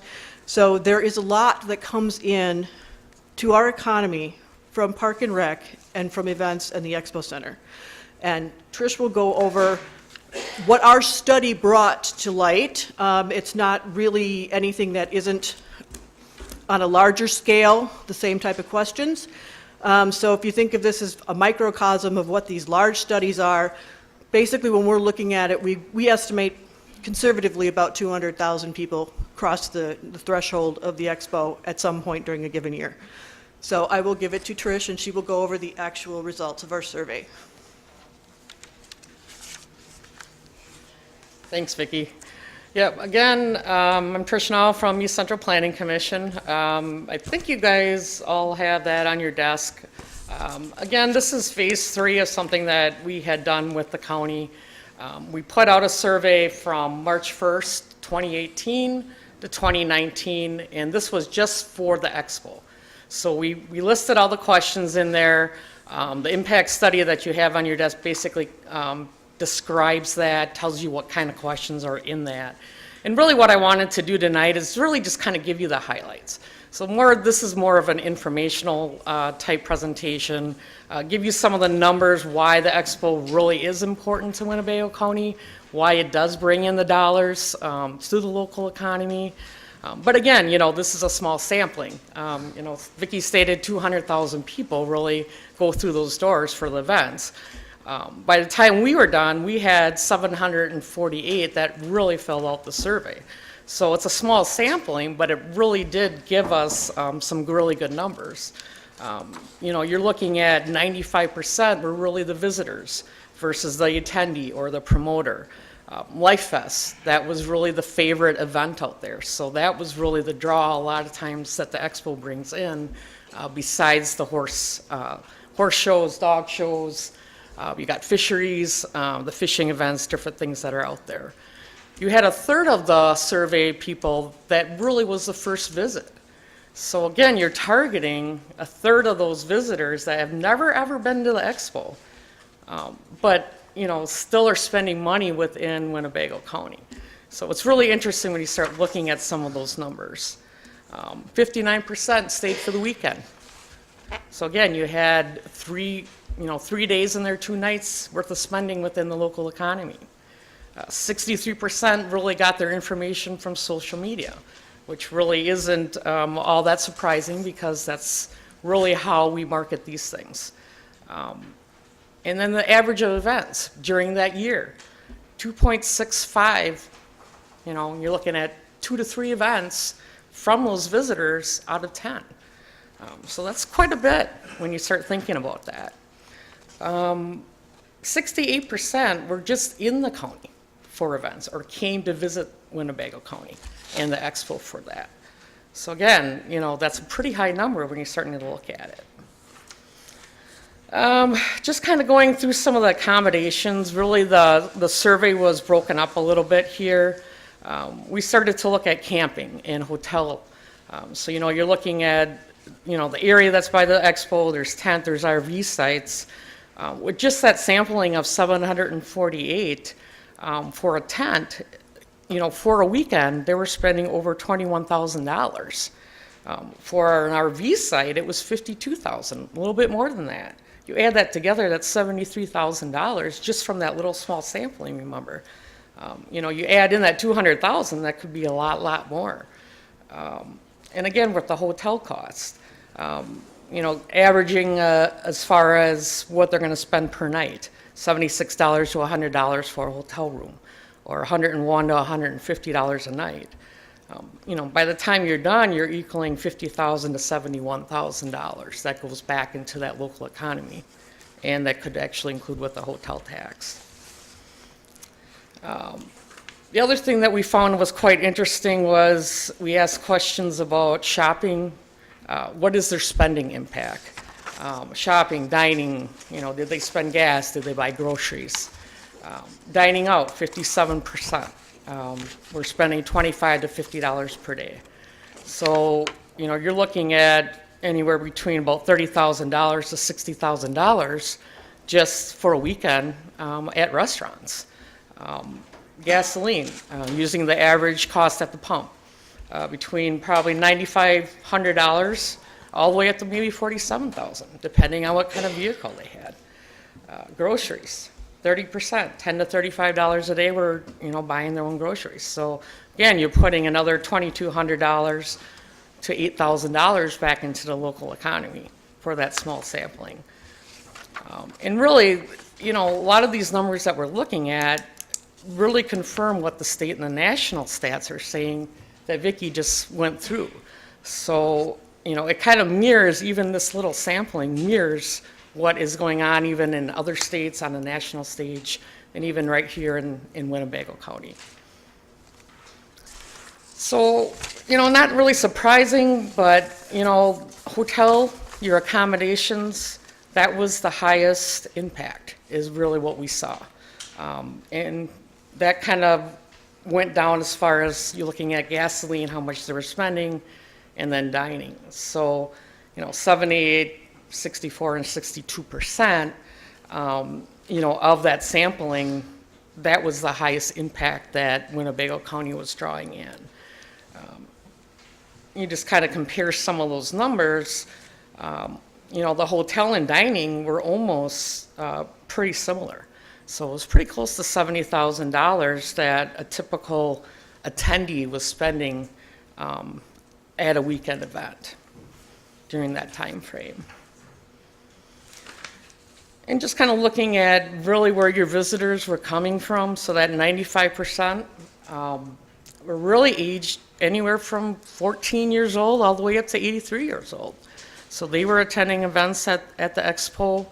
And trends show that there's basically an increase at these events every single year. So, looking at the value, yeah, the expo does add in local dollars to the economy, and that's really what we saw when we went through the study itself. Typical comments that we ended up with were pretty much all over the board. When you start looking at the conclusion and different things like that. Of course, Life Fest, that was their happiest and greatest event that people liked. A lot of the attendees would like to have more RV sites with hookups, more space out there for camping. They also put down Expo needs some upgrading, more events and concerts at the new stage. We have great horse shows. The county fair is awesome. We'd like to have some more showers, restrooms for the campers, and then more water filling stations. Those were the most common comments of all the visitors to the expo at this point. So that's kind of a sweet, down and dirty, I guess, quick sampling, quick summary of really what the survey entailed. But there's a lot more in here as far as the report of findings. I just wanted to kind of give you the highlights of it tonight. And I guess we can entertain any questions you guys might have. Okay. Open up for any questions. Any questions from anybody?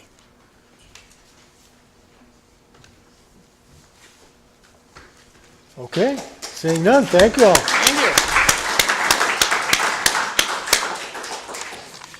you. Okay, so that concludes our presentation portion for the evening. Is everyone doing okay? Okay, so moving on to zoning reports and ordinances. First item is report number 001, 20 Winnicke, Town of Winneconne. I'll call on Supervisor Snyder. Thank you, Mr. Chairman. I move for the adoption of report number 1. There's a motion and a second for approval of report number 1. Any discussion? We'll do a voice vote. All those in favor say aye. Aye. Opposed? Motion carries unanimously. So moving on to the amendatory ordinance number 040119, rezoning to R1 rural residential without floodplain for tax parcel number 030-020104. I'll once again call in Supervisor Snyder. And once again, I move for the adoption of the amendatory ordinance number 040119.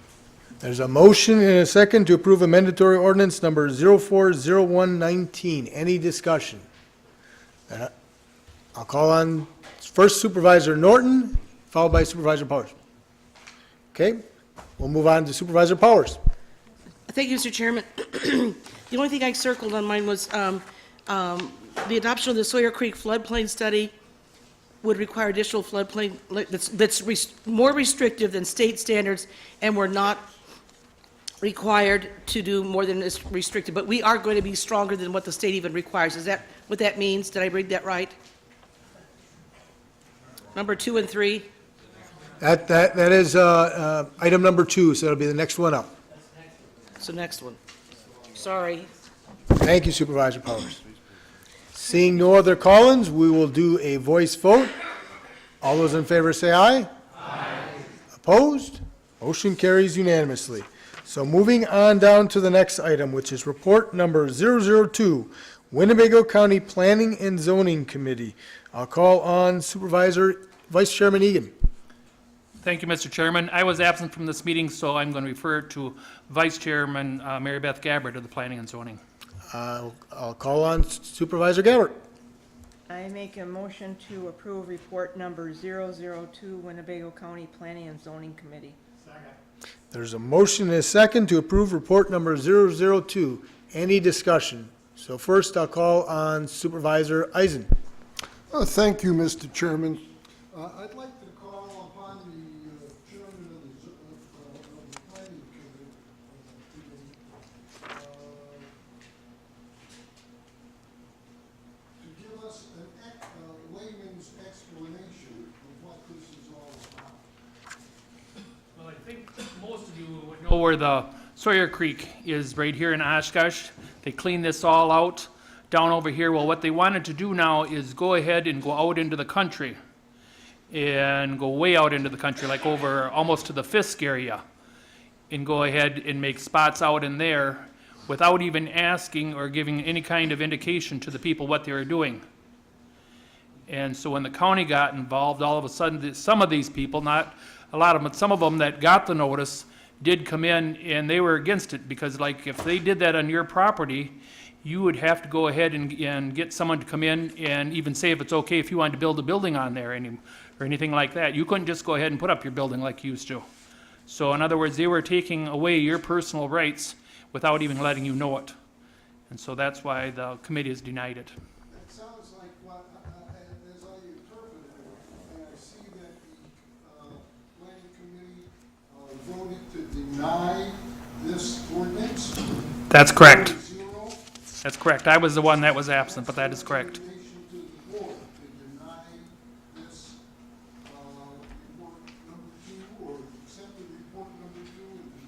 For a denial. Correct. Thank you very much. Thank you, Supervisor Eisen. Next speaker is Supervisor Powers, followed by Supervisor Gabbard. Okay, back to my question. the county's not required to adopt floodplain standards more restrictive than the state, but in this case, they would be planning to do that. Is that correct?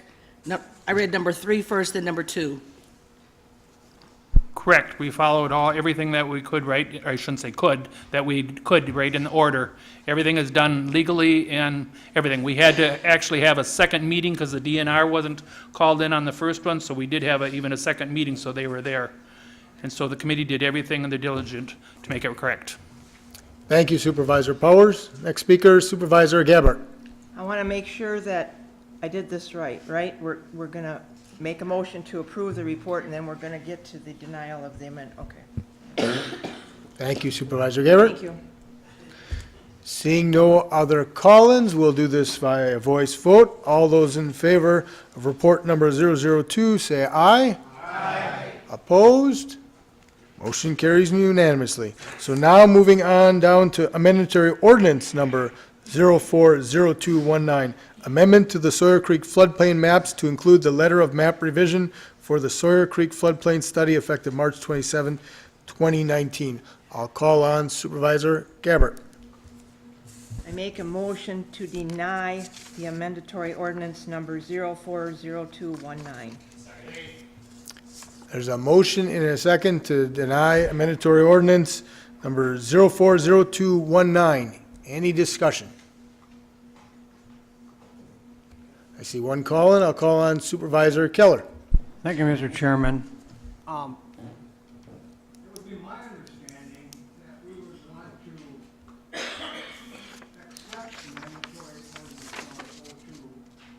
040219, because what we accept that means, because it is stated that it's a denial, if we accept the motion, we are denying floodplain storage district map. I would just like to make that clear. What's that? The first one. Yeah, so we did the first report. Right, but Supervisor Gabbard made a motion to deny the mandatory ordinance. I think we need to accept the mandatory ordinance, which is stated as a denial. It says denial in there. Oh, yes, I see. You are absolutely correct, because it says denial in it. So he is absolutely correct. So the correct motion would be to approve the mandatory ordinance, because the mandatory ordinance has the denial in it. Then So I'll he change is my absolutely correct. motion. Okay, and the second to that motion is okay with that? Thank you for bringing that point up, Supervisor Keller. Thank you, Rob. Next speaker is Supervisor Eisen. Thank you, Mr. Chairman. I am voting against this amendatory ordinance because I don't want to flood those 16 people's properties, which is what ordinance is going to permit us to do, to save people that are downstream. And I think that everyone should be advised to vote nay. Thank you. Supervisor Gabbard? Could we have Carrie Rowe explain a little bit about this to clarify? Certainly. Is Carrie still here? If you could please explain, just clarification so everyone's on the same page. I believe the motion on the floor was to accept the ordinance, which is denying, or the mandatory ordinance, which is denying the acceptance of that ordinance, which is going to meet your point and not adopt that and create that floodplain maps for those people.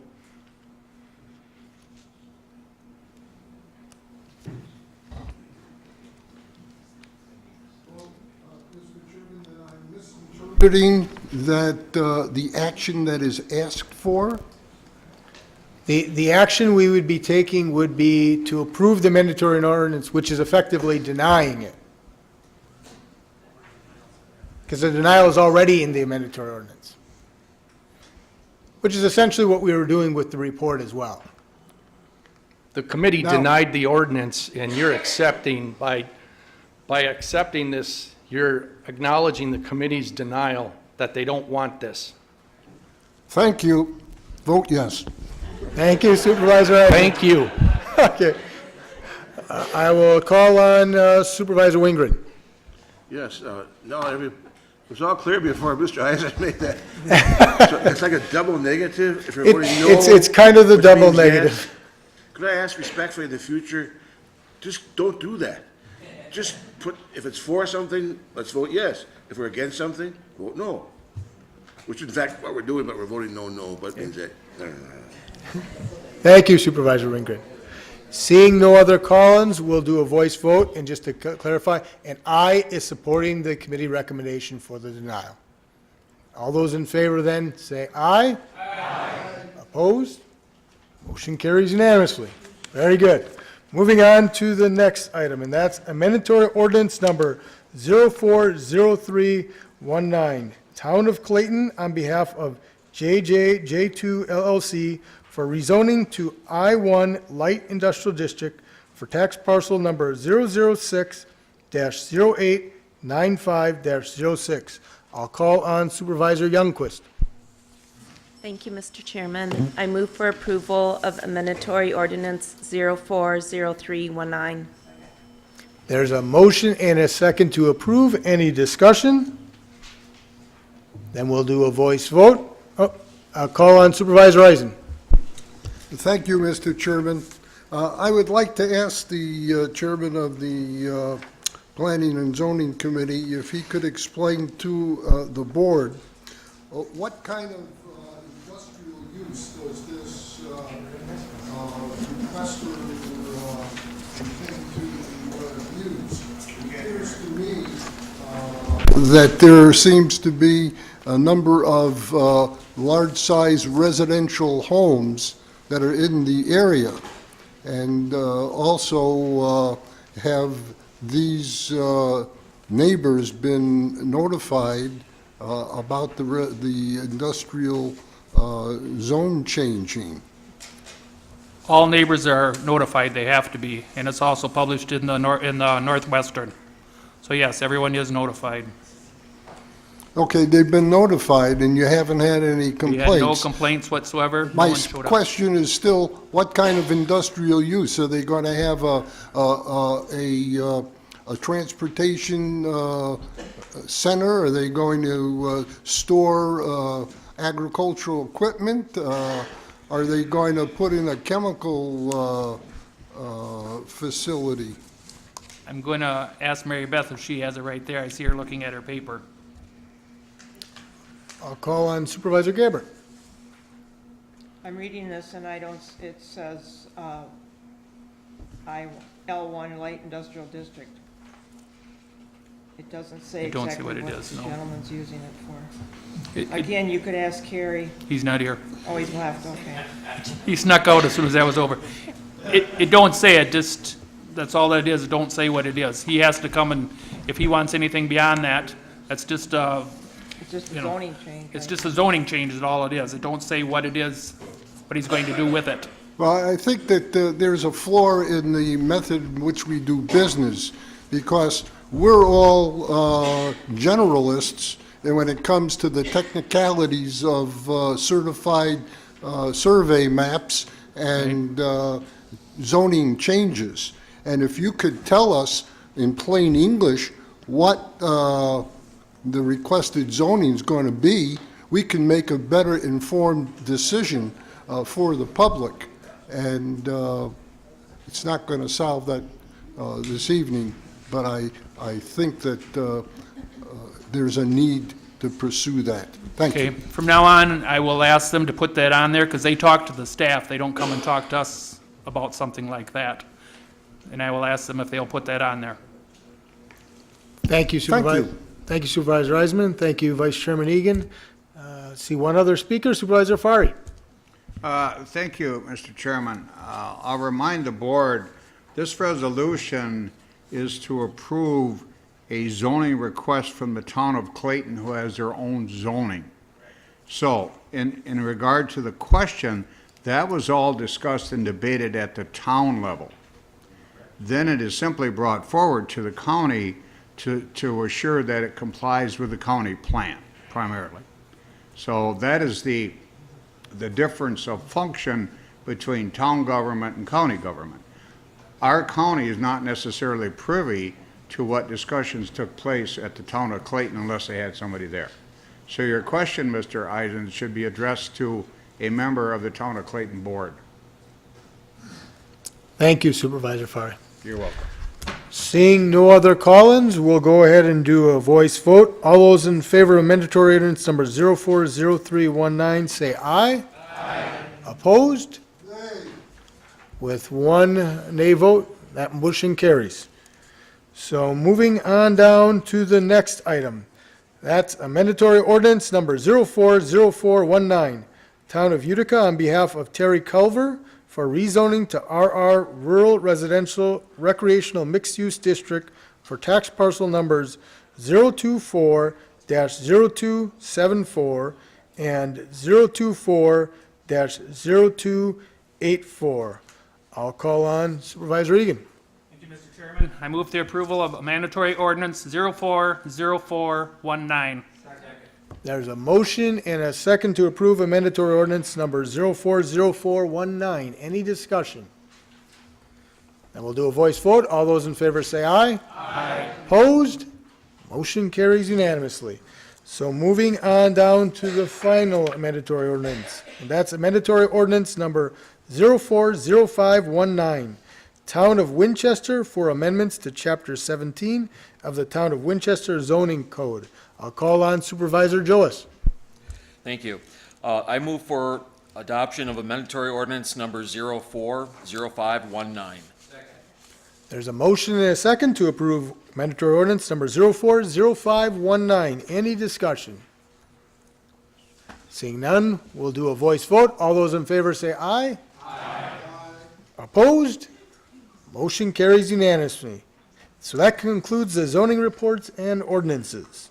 So moving on down to resolutions and ordinances. First one is resolution number 119-032019. Authorize $6,900,000 for the Winnebago County Highway Department's 2019 Annual Infrastructure Capital Improvement Program and $400,000 for parking lot capital improvements to be funded with bond proceeds. I'll call on Supervisor Albrecht. Thank you, Mr. Chairman. I move for the adoption of resolution number 119-03-2019. There's a motion and a second to approve resolution number 119-032019. Any discussion? I'll call on Supervisor Norton. Thank you, Mr. Chairman. I have a parliamentary inquiry. It was stated last month that it would take 27 votes to vote for this. But in my research of finding past land purchases, that was not required. Specifically, on February 26, 2013, the county board, in two different resolutions, purchased approximately 46 acres of land for $100 million, and the votes on both of those resolutions was 25 yea, 5 nay, 4 absent, and 1 abstain. And my question is, why was the vote to carry those 25 then, and now it's 27? And that's my question. You can correct me, Corporation Counsel. I'll call on the Corporation Counsel. I can tell you, the reason that we need the three-quarters membership is your statutes. Statute 67.045, sub 1, sub F, provides a governing body of the county may not issue bonds or promissory notes unless the governing body adopts a resolution to issue the debt by a vote of at least 3/4 of the members elect. So I can't tell you what happened in 2013, but I can tell you, under the statutory laws of the state, you need 3/4. I'll also call on Finance Director Vicki Fitzgerald.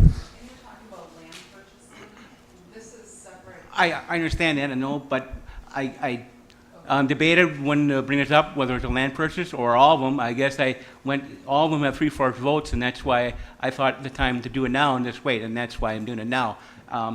Corporation Counsel answered my question. I wish we were new, because obviously, as evidence points out, in 2013, it went through 25 votes, but you answered my question. Well, for all the capital projects, it's a 3/4 because we're going to bond for it, but I believe the land is going to be 2/3 because we're just moving money from the debt fund on designated general fund accounts. Is that true? So when we get to the land purchase, That would be 2/3. parks is 2/3. I just want to make sure, because I think it says Okay. 3/4 on the agenda. But Okay. No, the two-thirds vote for the land because we're not bonding for that. Okay, thank you. Thank you Supervisor Norton, and thank you Director Fitzgerald. All right, we have one other call, and Supervisor Eisen. Thank you, Mr. Chairman. I would ask for a recorded vote. Very well, so we will do this by a roll call vote. So seeing no other call-ins, please use your pad. Vote aye if you approve, vote nay if you don't.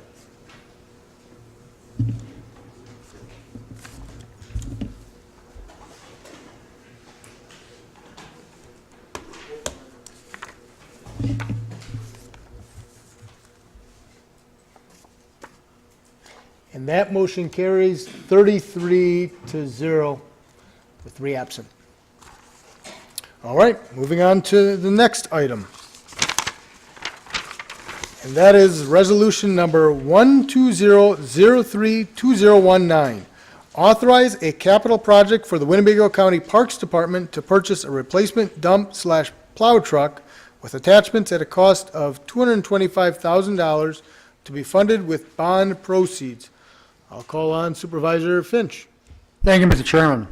I move for resolution number 120-032019.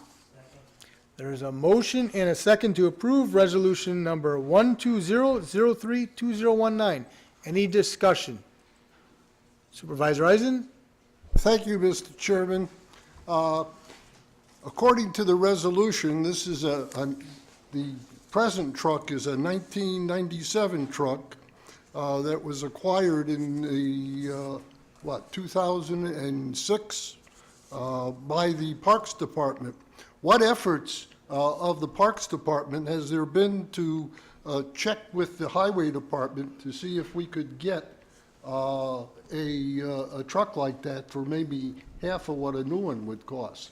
Or is this money to pay the Highway Department for that truck? I'll call on the Parks Director, Rob Ways, in the back.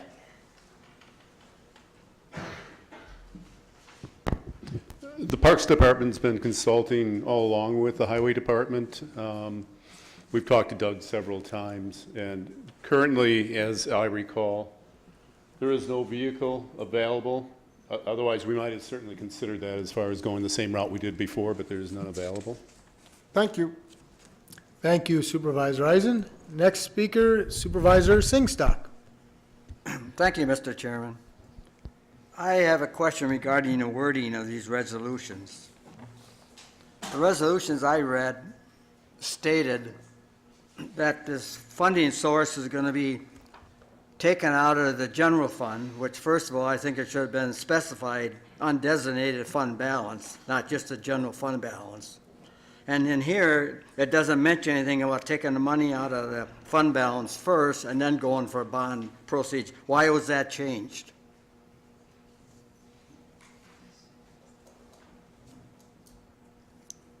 So I would ask, is it? Oh. I'll call on the Finance Director. I'm looking up the resolution right now. We usually, in the title, it says to be funded with bond proceeds. Are we looking at, we're on 120, Let me correct? try to clarify this a little bit. It Okay. applies to more than one resolution. I meant to bring it up at the first resolution. Okay. But I didn't push the button fast enough. But it applies to 3 or 4 of these resolutions. It states in the original resolutions where it has all the whereas and all that stuff, which is Correct. important stuff. It states it's coming out of the general fund first. Now, first Yes. of all, Yes. it should be designated because the general fund consists of a lot of different parts. Well, what we mean is we're taking out of the general fund cash, and then we're going to reimburse the cash Yeah. once we bond, because we bond after the fact. Yeah, I understand that. And so we need to have that whereas in there legally. But it doesn't state in this resolution. It does not, well, it should have. It was in there originally. I need to, I mean, let's go, even if we can go back to the first one, it says right on there, funded from bond proceeds. It doesn't state that it comes out of the general fund first. So I just want to point out line 20. It says, "Be it further resolved by the Winnebago County Board of I had it. Supervisors that funds to pay for the capital We need project be that added advanced then. from the general fund balance It had to be to be reimbursed from a subsequent That's right. balance." I think that's what you're referring to. Yeah. Yep. But it doesn't state that here, what we're voting on. Right. Oh, I see what you're saying. Yeah. In essentially, the resolution title is what you're referring to. The be it further resolved piece. Yes, and I handed in that way. I don't know how we got it published without it, but they Well, all I think it's very misleading. they all should have it, and I need it. I need someone to put it on the floor to amend it, to put that in there. Otherwise, I'm not able to purchase anything ahead of time. Yeah. So it was wrote with that. I don't know how it got dropped. Well, that's what I would like to know. Thank you for finding that. I don't want to just let it hang out in us. I want to know who changed it. It had to be an accident between me writing it and it getting through legal, corporate counsel and to sue or Again, I'm asking who changed it. I'd have to look back. I appreciate someone let me know, because there's more than one resolution involved. And it's very misleading what we're voting on. Please, go ahead. Supervisor Singstock, I can tell you that the finance department and my office typically communicate, and I know we talked about all of these resolutions, because we also verify to make sure that everything is accurate, because obviously finance knows more of the expertise on this than I do. Clearly, it's already in the be it further resolved, but if someone would want to make an amendment to add the general fund balance, and maybe you may want to do that, that might be the way to proceed. But 120 does have, 119 and 120 do have it. So we'll have to, as we get through them, we'll look at each one. Actually, They all have. 121 has it too. 121 So that's what I'm has, clarifying. I see the language in there, so Yeah, what so I'm additionally are you requiring? I believe, yeah, I'm not. Because it's It in is there. in there. I'm confused, Harold. I think Supervisor Singstock, are you concerned because it's not in the title? It is in the body of the resolution, but it is not in the title?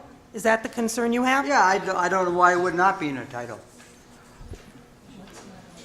In Yeah, these cases. So just to clarify, I think, and I'm going to restate it if I could, Supervisor Singh, I think what he's referring to is that in the title, it does not say that it would be funded from the general fund and then reimbursed through subsequent bond issue, whereas in lines 20, 21, it does. And please correct me if I'm incorrect on that. Yeah, but I'm also asking the question, why was it deleted? Why would you delete that fact out of there? That was never deleted. It's always been, and I even used the prior finance director's template to do this, that he never had it in the title. It was always in the be it further resolved. So I'm a little confused what you're asking. Well, I'm of the opinion that it's not right, but okay. I hear that all the time. Well, that's where we've always done it. And I'm not saying that's You never where I- stop and ask, is that the right or should it be changed? Understand, Harold. I will look into that. I've used the templates on how we've done our resolutions, working with corporate counsel, because I'm not a lawyer, I am the finance director. And we felt it covers what we need to cover, because we are funding it with proceeds, but we're just using general fund dollars ahead of time that will be reimbursed once we bond. It's in the first part, all there will be a result. Correct. And that's where the teeth is. Okay, thank you Supervisor Singstock. Next speaker, Supervisor Fari. I guess I don't have any comment. Thank you Supervisor Fari.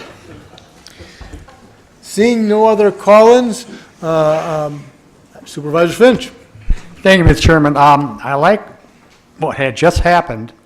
However, though, this agenda came out a couple, 2, 3, 4 days ago. Why somebody would wait until the county board meeting to bring this out instead of going to the department and saying, did you make the mistake? Did you do this? Did you do that? But to sit back and wait for the county board just to make somebody feel bad, I mean, that don't take much. Okay. Thank well, you. I don't want to get in an argument here, okay? So, we see no other call-ins, we'll go ahead and do a voice vote on this. So all those in favor, say aye. Aye. Opposed? Motion carries unanimously. All right, moving on down to the next resolution. And that is resolution number 121-032019.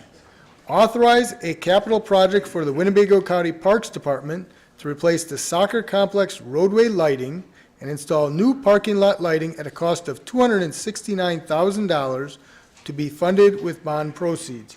I'll call on Supervisor Finch. Thank you, Chairman. I'll move the resolution number 121-03209. There's a motion and a second to approve resolution number 121-032019. Any discussion? I'll call on Vice Chairman Egan.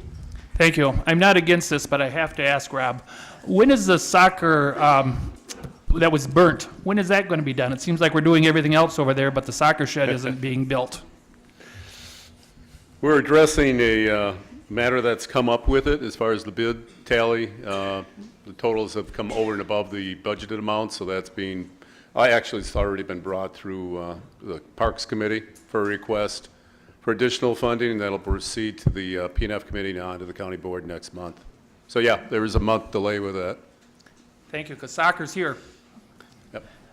Thank you, Vice Chairman Egan. Seeing no other call-ins, we'll do a voice vote. All those in favor say aye. Aye. Opposed? Motion carries unanimously. So moving on down to the next resolution. That's resolution number 122-032019. Authorize a capital project for the Winnebago County Facilities and Property Management Department to maintain and repair the masonry surface of the Oren King Building at a cost of $110,000 to be funded with bond proceeds. I'll call on Supervisor Keller. Thank you, Mr. Chairman. I move for approval of Resolution 122-03-2019. There's a motion and a second to approve resolution number 122-032019. Any discussion? I'll call on Supervisor Powers. Thank you, Mr. Chairman. And I'm sorry, I should probably know this, but I don't know. What do we use the Oren King building for? Please, you're there. The Office of Corporation Counsel is located in the Oren King building, as is the district attorney's office, as is the coroner. Okay, thank you. Thank you, Corporation Counsel. Next speaker, Supervisor Defferting.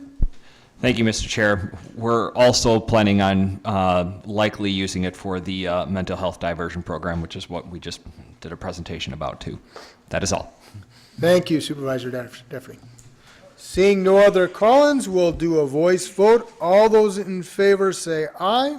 Aye. Opposed? Motion carries unanimously. So moving on down to the next resolution. That's resolution number 123-032019. Authorize a capital project for the Winnebago County Facilities and Property Management Department to replace the roof of the J.P. Coughlin Center building at a cost of $160,000 to be funded with bond proceeds. I'll call on Supervisor Keller. Thank you, Mr. Chairman. I move for approval of Resolution 123-03-2019. There's a motion and a second to approve resolution number 123-032019. Any discussion? So first, call on Supervisor Buck. Thank you, Mr. Chairman. I'd like a recorded vote on this. I have a couple concerns with this. We're putting asphalt shingles on a county building that was built in 1998. That's the building, I'm assuming, is going to last another 50 years. To go forward with this with building materials that aren't sustainable, I think is a little foolish to the taxpayers. In another 20 years, we're going to be looking to put asphalt shingles on this if we move forward with putting asphalt shingles on it now. I feel that we should look at a cost-benefit analysis of doing a metal roof, doing something with sustainable building products. So I will be voting no on this resolution. Thank you, Supervisor Buck. I'll call on Supervisor Norton, followed by Supervisor Defferting. Thank you. My question is, have we done that cost analysis of having a steel roof rather than asphalt roof? If we haven't, if there's no really big need to get this done, I would ask the Property and Facilities Committee and Director to look at that and come back next month with it, because I won't vote for it unless I have that. Okay. Thank you, Supervisor Norton. Our Facilities Director is in the back, Mike Elder. I don't know if you could answer his question whether or not that had been considered or not? That is part of the project to look at the different roofing costs that we have. part of the cost or the funds would be to hire the architect engineering firm to take a look at the different roofing systems that we could put on. If we don't have this project approved, then we have no money to do the engineering work, to do the planning for it.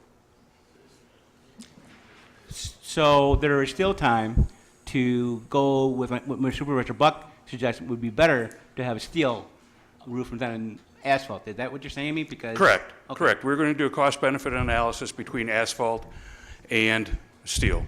And if that, alert that board, if that costs more, we may have to allocate more. So I'm just saying, and we should know that, and that's, if that, I guess you've changed my mind a little. If we're not deciding on the material, asphalt versus steel, okay with that, but I think I would want that looked into further and brought back to this fourth board at a future date, and this board can vote on that, which I hope what I'm hearing, it's going to happen. Thank you, Supervisor Norton. Next speaker, Supervisor Defferting, followed by Supervisor Fari. Thank you, Mr. Chair. I also echo those sentiments. I remember that we, when the presentation the presentation in regards to this was brought forward to the board, it was originally, the question was asked whether we would replace this with a metal roof. If I recall, the answer was that the metal roof would likely not be worthwhile, and that raised a lot of questions between both me and County Supervisor Buck. So that's, I'd like to echo those concerns. This is a building that we are planning to use for a very long time. This isn't something that we are going to be, have like 10-year use and then eventually build a new building or this is something that we're going to be using for a very long time. So it's also my concern too. We could save a lot of money, and it's also environmentally friendly to have a metal roof instead of an asphalt roof. So I think maybe we could put in some sort of requirement if we approve this that we include bids for a metal roof upon approval. So that is all I have. Thank you. Thank you, Supervisor Defferting. Next speaker is Supervisor Fari, followed by Supervisor Lenz. Thank you, Mr. Chairman. Given the comments that are made, and I do agree, I have the same thoughts that we should actually get a cost of putting on a metal roof versus an asphalt roof. And I would think we'd be able to get an estimate for either of those costs. That being the situation, I think it would be the committee's responsibility to look into that and furnish the board with those costs. Therefore, I'll move to refer this back to committee to give us those costs. Okay, so that takes precedent. So there's a motion and a second to refer back resolution number 123032019. So any discussion further now is on the refer back to the committee. So next speaker is Supervisor Lenz on the referral to the committee. Actually, by referring it to the committee, we'll address my question. Thank you, Supervisor Lenz. I'll call on Vice Chairman Egan. Yes, this is referring it back.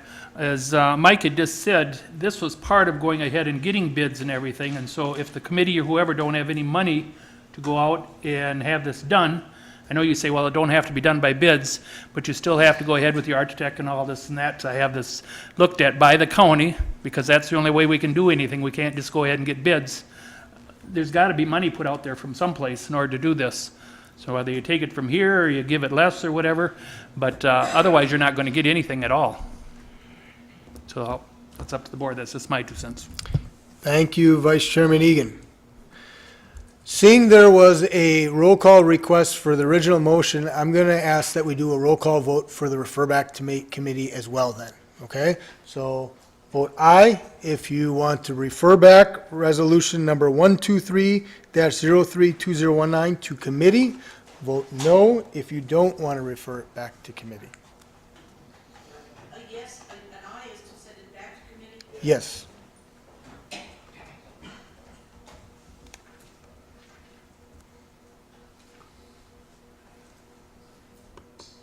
And that motion carries 23-10. So that is referred back to committee. So moving on to the next resolution. That's resolution number 124-032019, authorize a capital project for the Winnebago County Facilities and Property Management Department to demolish 4 buildings that are in disrepair and no longer serve a purpose or use for Winnebago County at a cost of $325,000 to be funded with bond proceeds. I'll call on Supervisor Keller. Thank you, Mr. Chairman. I move approval of Resolution 124-03, 2019. There's a motion. Is there a second? There's a motion and a second to approve Resolution number 124-03-2019. Any discussion? So first, see Supervisor Gabbard, followed by Supervisor Wojciechowski. My question is to Mike. On the building that Mr. Randy Dahmer spoke about earlier, if we pass this, are these all going to be demoed, or would you entertain some information from him on saving it, moving it to a new location? I'd entertain that, but we would possibly run into some issues with the CBRF in that we'd have to relook at stormwater. That is impervious surface that was planned on being removed. Okay, thanks. Thank you, Supervisor Gabbard. Next speaker is Supervisor Wojciechowski, followed by Supervisor Fari. Thank you, Mr. Chairman, and I wanted to at least, entertain the comments that were made by the gentleman about that property. And my question is, have all options been looked at for that property? Is there anything else that can be done, or is demolishing it, or all of them, the only option? I'm sure you've done all the research, but I would just like to know. There is significant cost in maintaining the building, and there is no need for any of the county departments to have that building. Okay. And my other question is, do you have any plans for those locations, doing anything with them once they're demolished? Green space. Okay. Thank you. Thank you, Supervisor Wojciechowski. Next speaker is Supervisor Fari, followed by Supervisor Smith. Thank you, Mr. Chairman. Based on the address that was given to the board by the Winnebago County Historical Society, and I personally have always been an advocate of doing something with that building to preserve our heritage, frankly, I will offer a incidental motion, and I'll move to divide the questions. In other words, you vote on each building independently.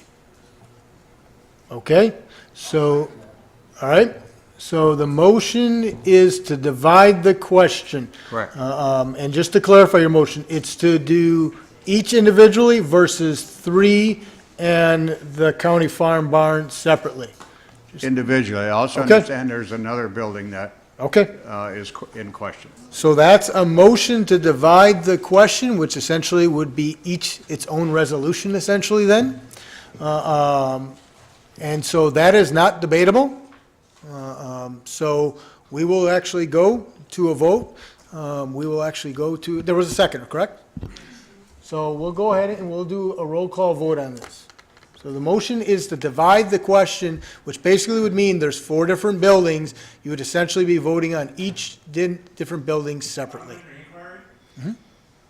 we have to do that way? Can we just separate the one building and vote the other? Well, that's what I brought up to him, but his choice was to do each one, so that was his motion, and he has the right to do that. Okay?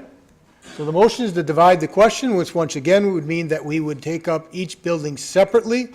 So 4 different individual discussions and votes. Okay? So if you agree, vote aye. If you don't, vote nay. And that will take a simple majority.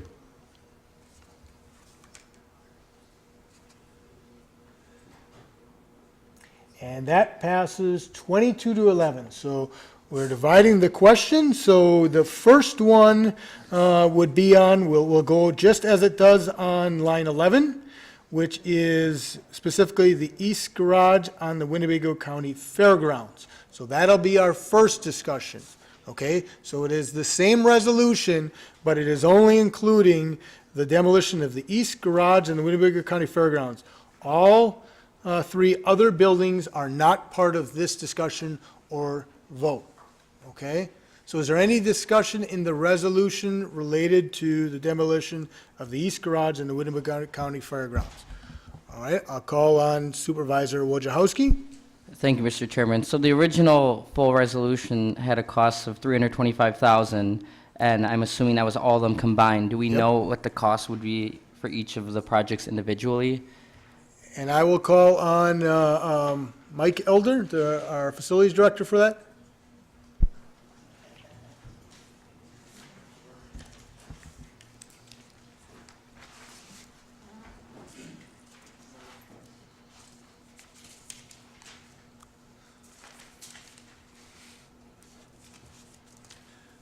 Unfortunately, that's one piece, wait, there, I've got it. And it should be, I think, part of your discussion with the budget transfer. But the east garage, I've got approximately $30,000.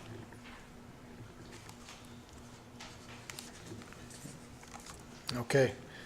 So for the cost numbers in this resolution, it would be the cost of $30,000. And so on line 19, it would say county at a cost not to exceed $30,000. And then the fiscal impact would be annual debt service over a 10-year life amounting to approximately whatever number our finance director determines for $30,000. Will she have to wait? But until we get that number, any other discussion from you, Wojciechowski? Supervisor Wojciechowski? Well, for the finance director, is that going to change? Because depending on how many projects we approve, you know, I'm assuming you wanted to do it all in one fell swoop, but if we change that, how is that going to affect the bonding? We can still bond, no problem. And it's just, I would take whatever bonding, so $30,000 divided by 10 years times 1 point. I've been using 3% interest. I think it's going to actually be lower. It looks like our rates are actually going to be about 2.5% interest, so I just got to do that calculation. And so for $30,000, we're looking at about $3,075 per year for debt service. Okay, thank you. I'm only asking just because I want to make sure we know what we're voting on and have the Right. correct number. So whatever thank the you. number is, I take it divided by 10 years because we're going to do it over 10 years. Okay, thank you very much. You're welcome. Okay. Thank you, Supervisor Wojciechowski. Next speaker is Supervisor Defferding, and this specifically only on the divided question related to the east garage demolition. I hit that button by accident. Thank you, Supervisor Defferding. Next speaker, Supervisor Lenz, followed by Supervisor Konecki. Once again, only in regards to the east garage demolition. So when we have questions of demolition, do we ever offer to the community the opportunity to do like a $1 sale or an auction, assuming that they accrue the costs of movement? Or do we ever investigate into the possibility of leasing, assuming that the community will pay for the upkeep? I'll call on our facilities director, Mike Elder. We do if the building's worthwhile for it. This building needs, once again, a lot of work. I don't think anybody would pick it up and move it. And we do have to have it moved because it is in the way of some future improvements in space usage for the Parks Department on the fairgrounds area. Thank you, Supervisor Lenz. Next speaker, Supervisor Keller, followed by Supervisor Smith, specifically with the east garage. My question has been answered. Thank you. Thank you, Supervisor Keller. And next speaker is Supervisor Smith in regards to the east garage demolition. Yeah, thank you, Mr. Chairman. I'm just wondering, this property or any others, if they could be used by the fire department for practice, since they're going to be demolished anyway, burn it down would be a lot cheaper. Thank you, Supervisor Smith. Seeing no other call-ins, we'll do each of these. I'll call on Supervisor Konecki. I did have a question. Please. Is this the building that the gentleman from the gallery spoke about? Thank you. That would have been the county farm barn. Thank you. Thank you. Seeing no other call-ins, we'll do this by a roll call vote. We'll do each of these divided questions by a roll call vote. So vote aye if you are essentially approving the exact same resolution solely for the demolition of the east garage, which changing the cost to $30,000, and changing on line 24, instead of $33,475, it's $3,075. Vote aye if you approve, vote no if you don't.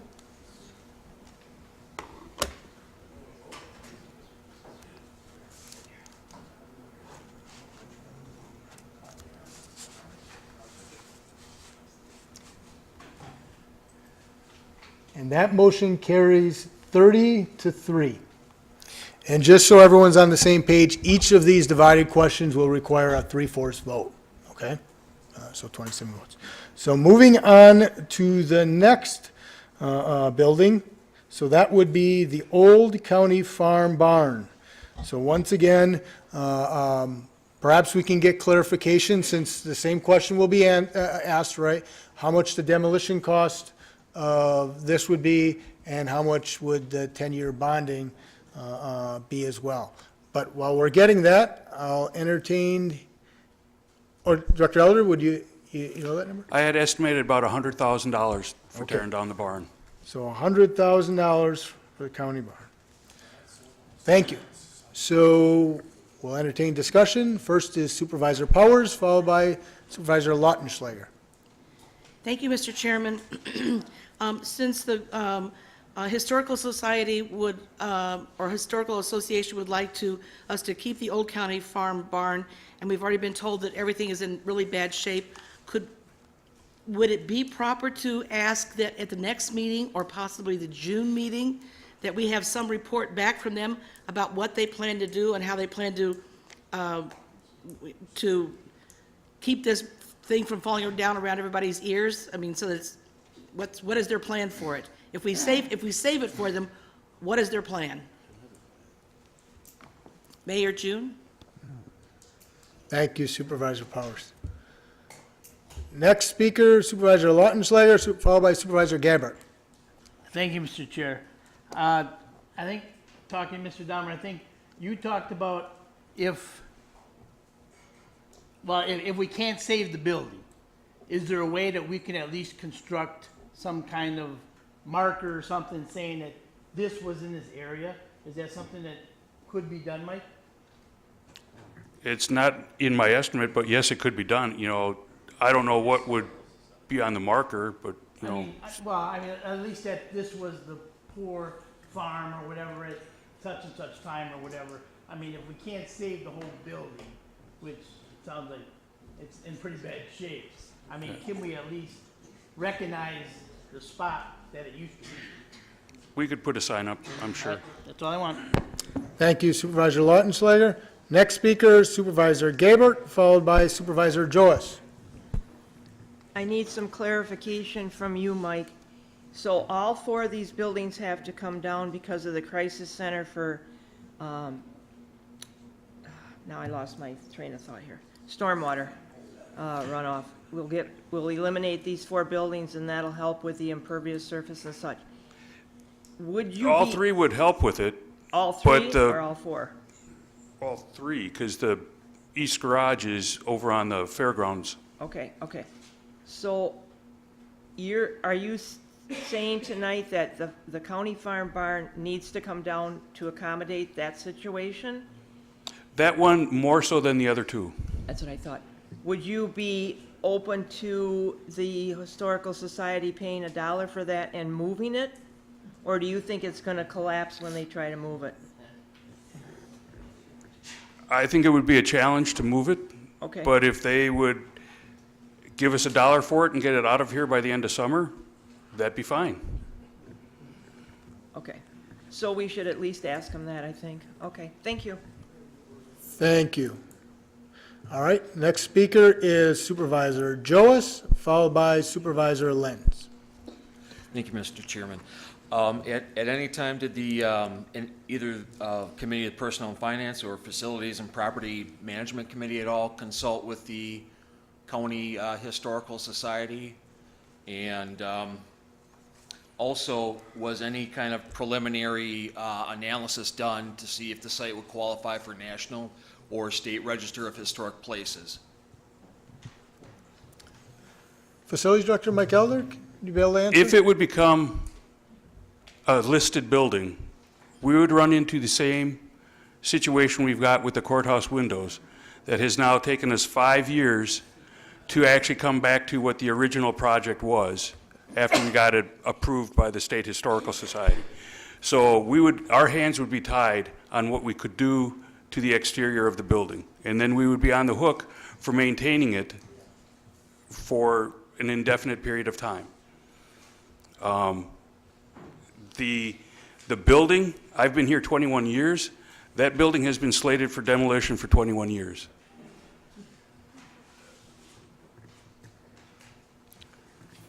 Thank you, Supervisor Joyce. Thank you. Next speaker is Supervisor Lenz, followed by Supervisor Fari. I just wanted to add one more addition. When we say moving, I'm assuming that also gives them the option to disassemble and reassemble in case they need to take it apart, or use the materials to build some sort of structure to commemorate the previous structure.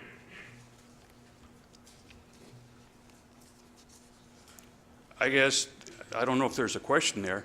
If they take possession of it and they're going to move it, they can do whatever they choose to do with it. Yeah. Thank you, Supervisor Lenz. Next speaker is Supervisor Fari, followed by Supervisor Keller. Thank you, Mr. Chairman. Now I'm going to need your help with this. I have a suggestion for you already, but I'll let Okay, you. thank you. We have a motion on the floor to approve the resolution to demolish this building. Is that correct? That is correct. Okay. I want to offer an amendment to that motion. I want to offer an amendment to refer it to an ad hoc committee to be established by the county board chairman, and the committee is at the discretion of the county board chairman, but it should include the gentleman from the County Historical Society. As the point is to get a report from that group to determine what is in the best interest of this county and what could be done with the building and the options they would look at, and bring it back to the board for a disposition. Now, I don't know how you want to word all that, but that's my intent. Well- You would have the authority to form an ad hoc committee to address this question. So what I would suggest you do is, this is its own resolution right now, so I would suggest you referring it back to Facilities and Property, and then they can discuss this again and potentially bring in the Historical Society. That would also, if you feel that's not going the direction you want, give you the opportunity to put a resolution for the next meeting on specifically for that, if you thought it was needed after that. But then it would have to be turned down then, right? Well, we could refer it directly back to the Facilities Committee, so we wouldn't have to turn it down. Okay. Because it's its own separate resolution now, so you literally would be returning back the resolution with the same wording, but only with this structure, the county farm barn, for them to consider. Based on your recommendation, I'll amend the motion to refer it to committee. There's a motion and a second to refer back to the Facilities and Property Management Committee, specifically this resolution, only in regards, once again, then to the old county farm barn. Okay? So any discussion now further is in regards to the referral to the committee, because that does take precedent. So next speaker was Supervisor Keller, specifically on the referral to the, back to the committee. My request was not on the referral back to committee. Thank you, Supervisor Keller. Next speaker is Supervisor Bender, specifically on the referral to Facilities and Property Committee. I guess, yes, I would just like to say that's a good option for us. I mean, we've waited 21 years to tear this building down. I guess we can refer it back to committee, and if we wait another month or two for it to come back to us, we waited 21 years, what's another couple months? Thank you, Supervisor Bender. Next speaker is Supervisor Eisen, followed by Supervisor Smith. Back. Thank you, Supervisor Eisen. Next speaker is Supervisor Smith, followed by Supervisor Wingren, specifically on the refer to committee. Thank you, Mr. Chairman, and I agree, refer it back to committee. Thank you, Supervisor Smith. Next speaker is Supervisor Wingren, followed by Supervisor Lautenschlager. Well, I could, Yeah? I'll be honest, no, never mind. Thank you, Supervisor Wingren. Next speaker is Supervisor Lautenschlager, followed by Vice Chairman Egan. Thank you, Mr. Chair. I understand referring it back to committee. My only question to Mike is if we refer it back to committee and it takes another month or two, is that going to hamper the whole 16-bed facility? Because we're already starting to take the trees and prepare the site already. So is that going to delay It will, the construction of the? it should not delay the construction of it, but what it can do is make us have to do stormwater improvements. So it's going to cost us more. Yeah. It's going to cost us more to build that if we leave this building up. Okay. Yep. So I want to know that, yeah. Thank you, Supervisor Lautenschlager. Next speaker, Vice Chairman Egan, followed by Supervisor Joyce. Thank you. Mike, you said you've been here 21 years in this building, and it's supposed to be tore down ever since you were here. Has anyone ever come before and asked to save this? Not to my recollection. Thank you. That's number one, and if it don't get tore down, and we have to do stormwater there, how much will that cost us about? I don't feel comfortable giving you a real good number. Just a, I'm going to say, you know, it added $60,000 to $100,000 for the parking lot at Knapp Street to do the ponds that we've got now. So we could be looking at something like that. thank you. Thank you, Vice Chairman Egan. Next speaker is Supervisor Joyce, followed by Supervisor Keller. Thank you. I would encourage everyone to please vote to refer this item back to committee. Thank you, Supervisor Joyce. Next speaker is Supervisor Keller, followed by Supervisor Fari. I think referring it back to committee is just going to delay the process. And my question that I did originally put my light on for was asked by Larry and also by Tom. Thank you, Supervisor Keller. And next speaker is Supervisor Fari. Thank you, Mr. Chairman. I want to elaborate on this, and I would appreciate referring it back to committee. But this issue about stormwater retention and all that wasn't brought up at all when we were approving that building. I remember comments about that being made, and the answer was, all we'll need is a small scrape. So just a reference point. I'll elaborate on that farther if this is referred to committee and then brought back.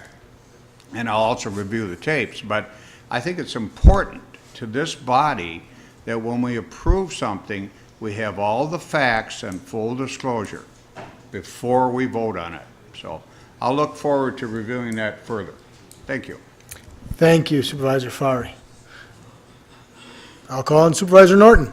Thank you, Mr. Chairman. I guess I'm toying either way, but I'm going to vote to refer it back because I first met Mr. Domer along with Supervisor Lautenschlager a couple weeks ago at the Oshkosh Memorabilia Show, and he talked to me about this and talked to Larry Lautenschlager, and the county executive was there at the same time, and he had indicated to me that he had talked to the county executive a couple different times. So he may have not approached the the Property and Facilities Committee, but he has talked to some county officials about this, and I think he should give a full hearing on this. I mean, this came on the agenda this month. Maybe he saw it, and that's why he's pursuing more harder. I don't think 1 month is that much of too much to ask, because he has approached to talk to people about it before. Thank you, Supervisor Norton. I'll call on Supervisor Wingren. Thank you. Now, based on everybody else's comments, I too have been on the board for 21 years. And when I first got on, the very first tour, which you keep advertising we need to go on, was a tour of this place. And that thing was falling down then. It's got crap all over it. The walls are caving in. That's 21 years ago. Not one person, not one in those 21 years has ever asked to keep this for any reason.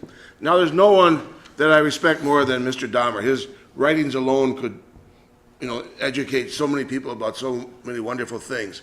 We do need to appreciate and restore and keep historic buildings. But what is the 21 years? I think putting a marker there is a terrific idea. You don't just build everything up unless you're Notre Dame, then you build it up. Okay. But the other thing is, you want to stick money into it? That's the other option, I suppose. For a fallen down building? That's ridiculous. And there was a rush to judgment just a few years ago. We had something called the Huber Building. And by God, someone came along at budget time, not through the regular process, but at budget time. And by golly, that thing had to be ripped down by dawn the next day, or else the whole sky was going to fall. So come on. You want to buy it? Buy it yourself. Thank you, Supervisor Wingren. So, seeing no other call-ins, we'll go to a vote. So we're going to do a roll call vote, remember, on each of these. Now, this is a referral to committee, so it does not require a 3/4 vote. It's a simple majority.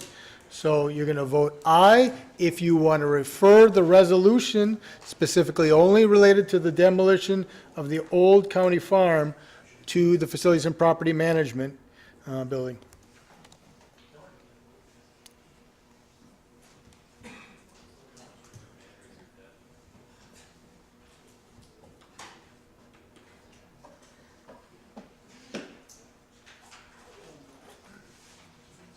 Does the little light come on?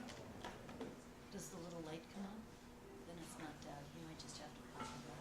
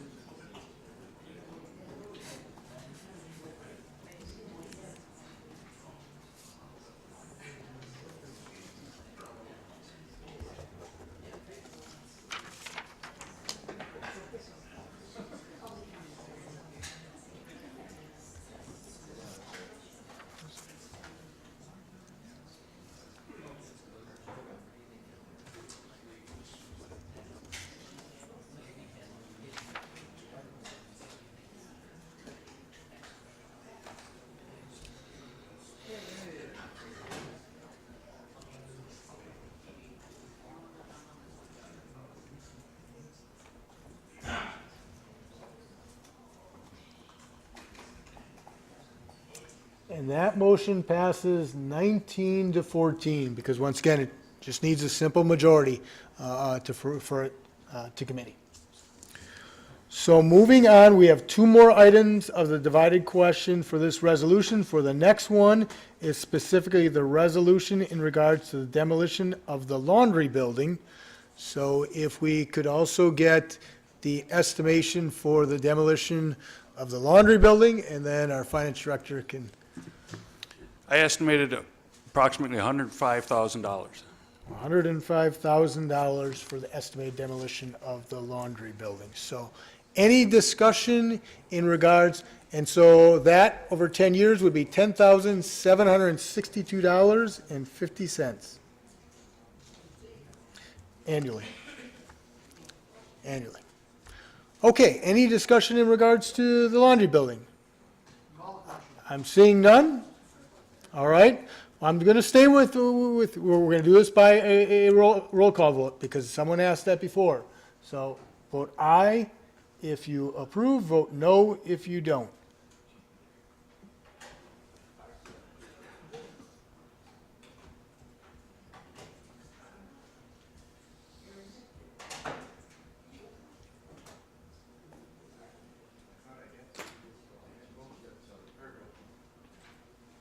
And that passes 32-1. So we're on the final portion of the divided question, and that's in regards to the demolition of the boiler house. And Director Elder, we have an estimate for that? $90,000. So $90,000.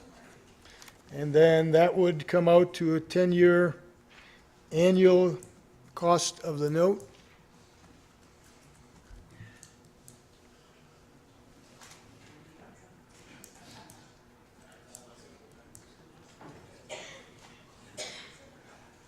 That would come out to $9,225 annually. So those would be the numbers that would be put in the respective lines. Once again, $90,000 for the demolition cost and $9,225 on item 24, annual expense. Any discussion in regards to the resolution in regards to demolition of the boiler house? Seeing none, we'll go ahead and go to a roll call vote again. Vote aye if you approve of that demolition with those numbers. Vote no if you don't.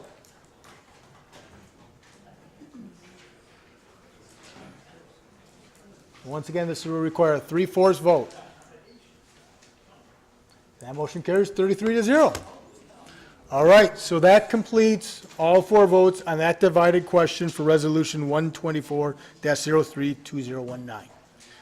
So moving on down then to Resolution number 126-04-2019, commendation for Arlen Hensel. I will call on Supervisor Rasmussen. Thank you, Mr. Chairman. I move for resolution number 126-04-2019. There's a motion and a second. Please go ahead, Supervisor Rasmussen. Should be on. Okay. In 1998, after working as a fill-in at the Winnebago County Recycling Center for a year and a half, Arlen Hensel decided to apply for a permanent position, saying in his application that if he were chosen, I would stay at the recycling center because I really enjoy the work I do there. True to his word, he stayed for more than 20 years. Arlen was a dependable and hardworking employee who took great pride in his work.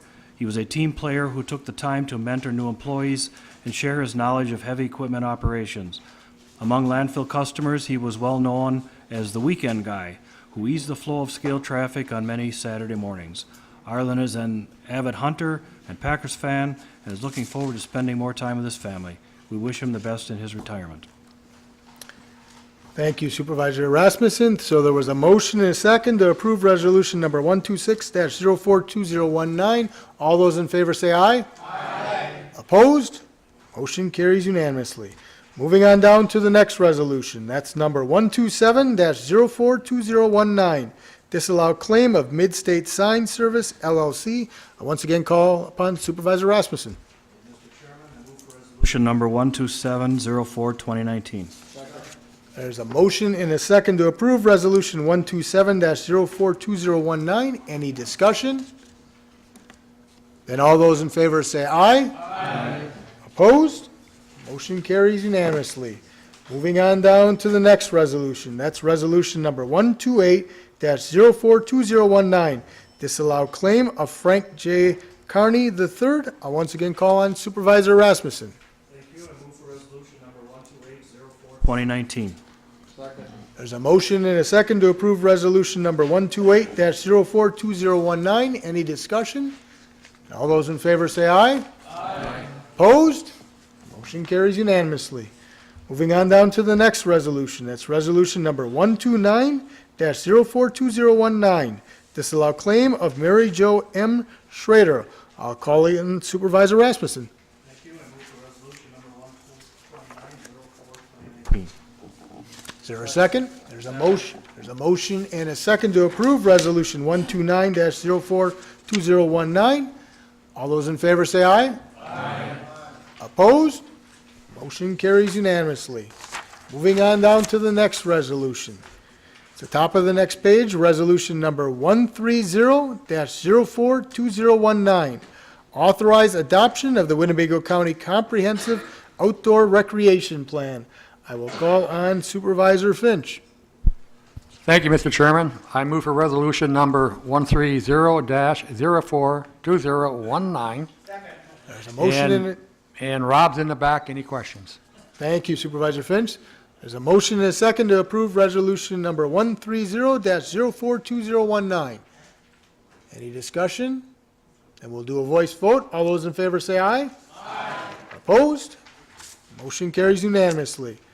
Moving on down to the next resolution. It's resolution number 131-042019.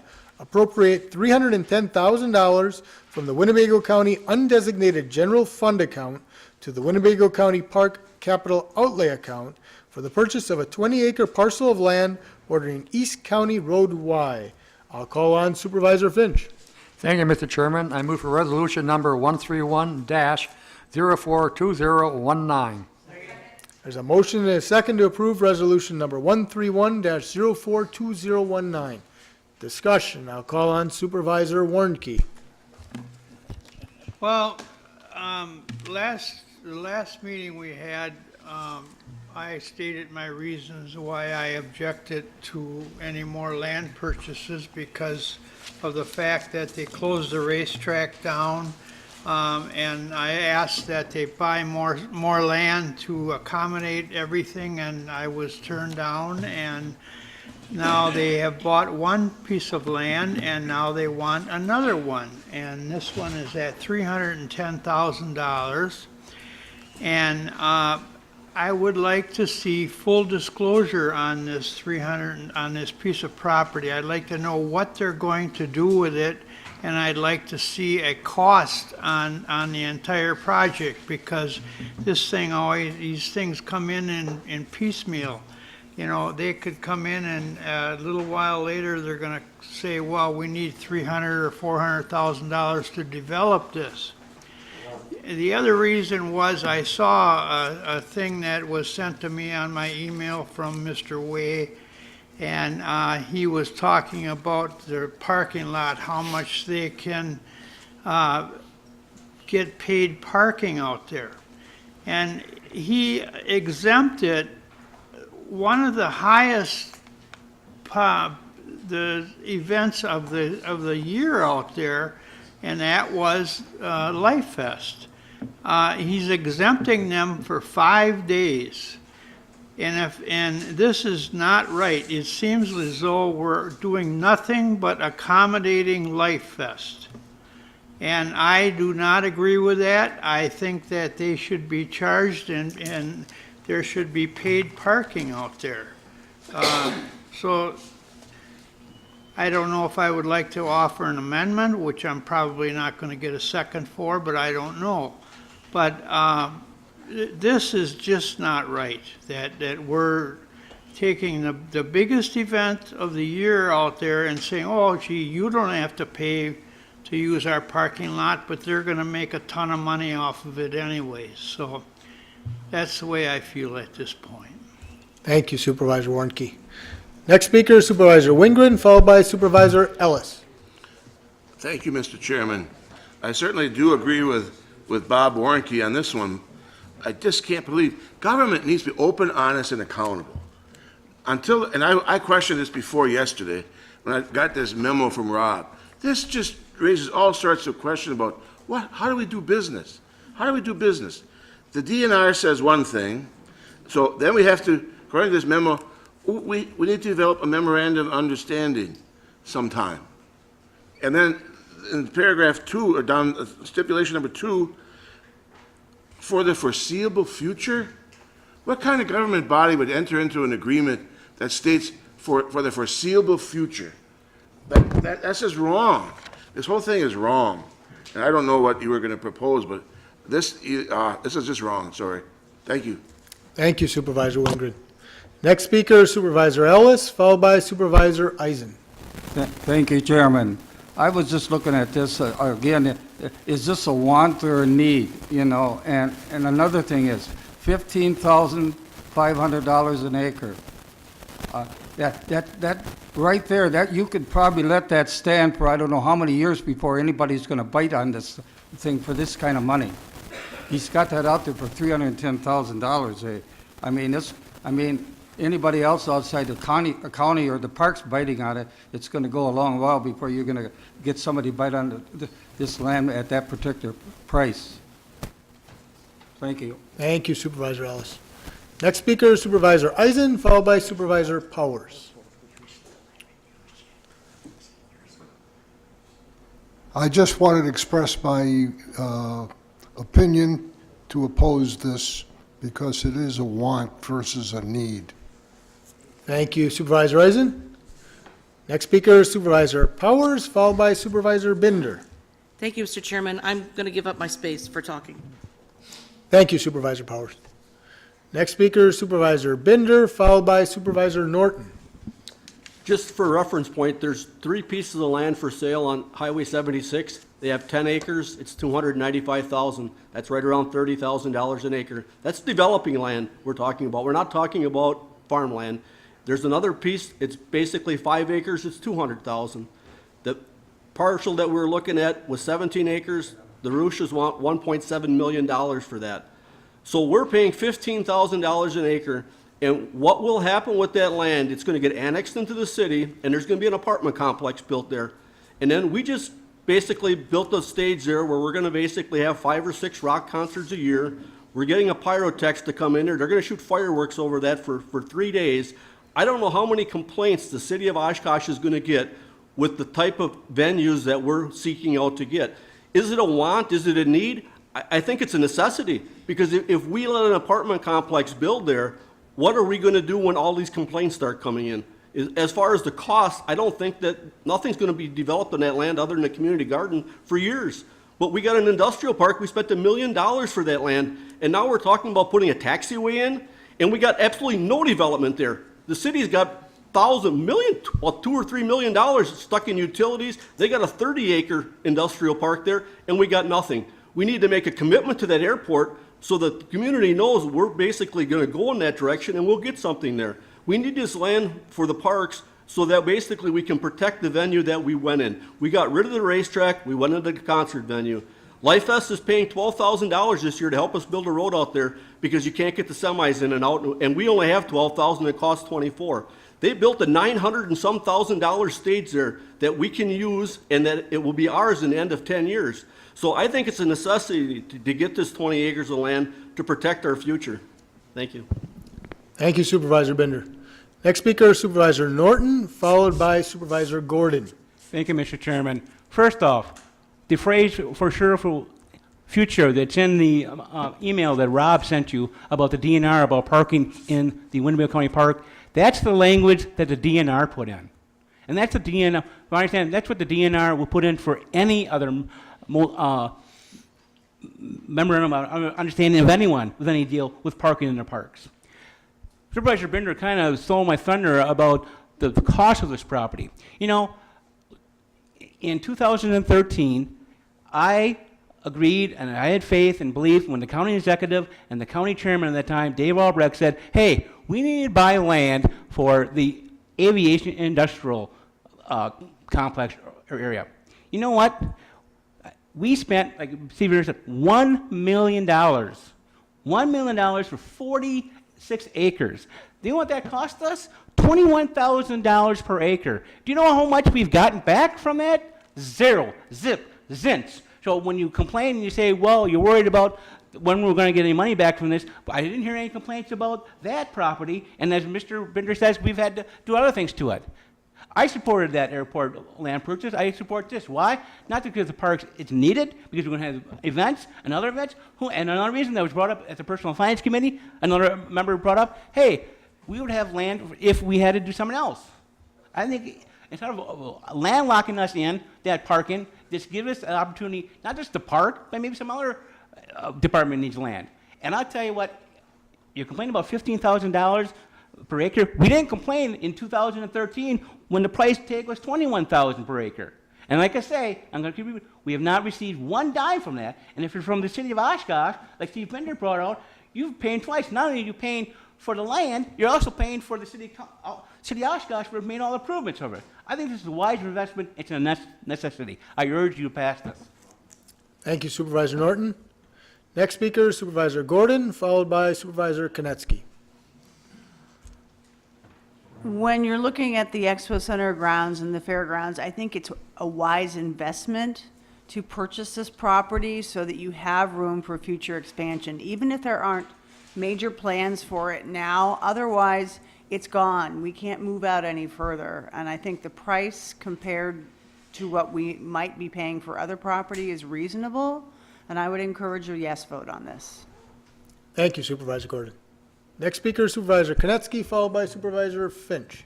Thank you, Mr. Chairman. I look at it as an excellent opportunity.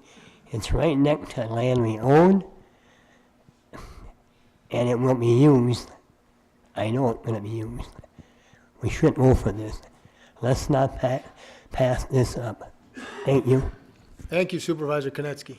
Next speaker, Supervisor Finch, followed by Supervisor Lenz. Thank you, Mr. Chairman. What I'm looking at myself is looking towards the future. Now, for the many people that's been here for 15, 20, 25 years, how much area that somebody bought that has been developed and brought good things to Winnebago County? Granted, it's not my little area, so I'm going to vote no. No, we grew past this now. But you got to look at the point that we got to look at the future. If we don't, somebody else will. Appleton, Fond du Lac, who knows?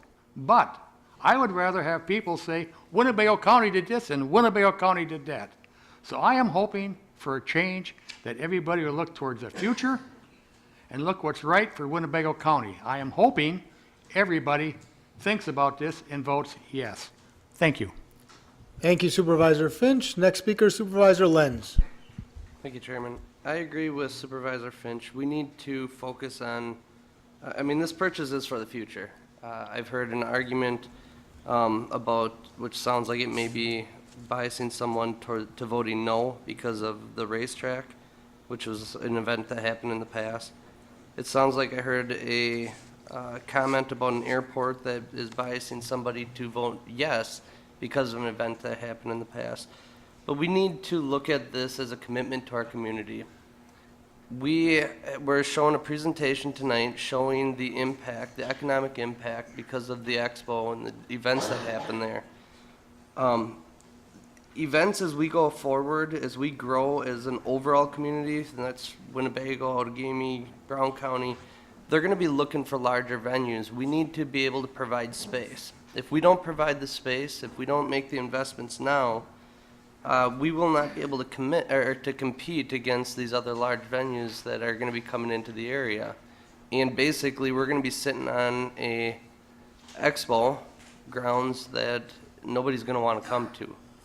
I recommend that we take a look at this. $300,000 for 20 acres in this part of our county is actually not too steep of a price, especially with outbuildings on it, or with buildings on it.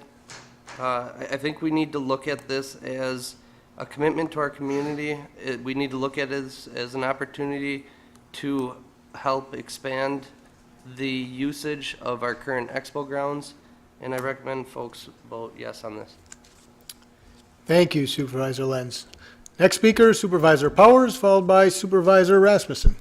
Thank you, Mr. Chairman. I agree with Supervisors Binder, Norton, Gordon, Konecki, Finch, and Lenz. We need to vote yes on this. Thank you. Thank you, Supervisor Powers. Next speaker, Supervisor Rasmussen, followed by Supervisor Wojciechowski. Thank you, Mr. Chairman. Usually somebody asks, but I was the no vote on PNF, and I'll give you my reasons why. The reasons I have heard about purchasing this land, one was community gardens. We've got lots of land at County Park that is unused, that could be used for that.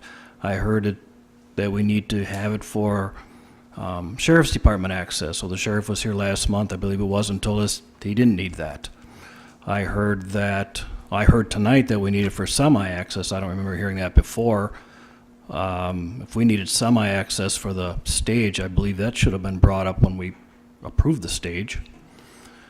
Then the other one at PNF, we had the long discussion about the parking across the road at the county park with the regulations from the National Park Service and the DNR that they needed that for parking.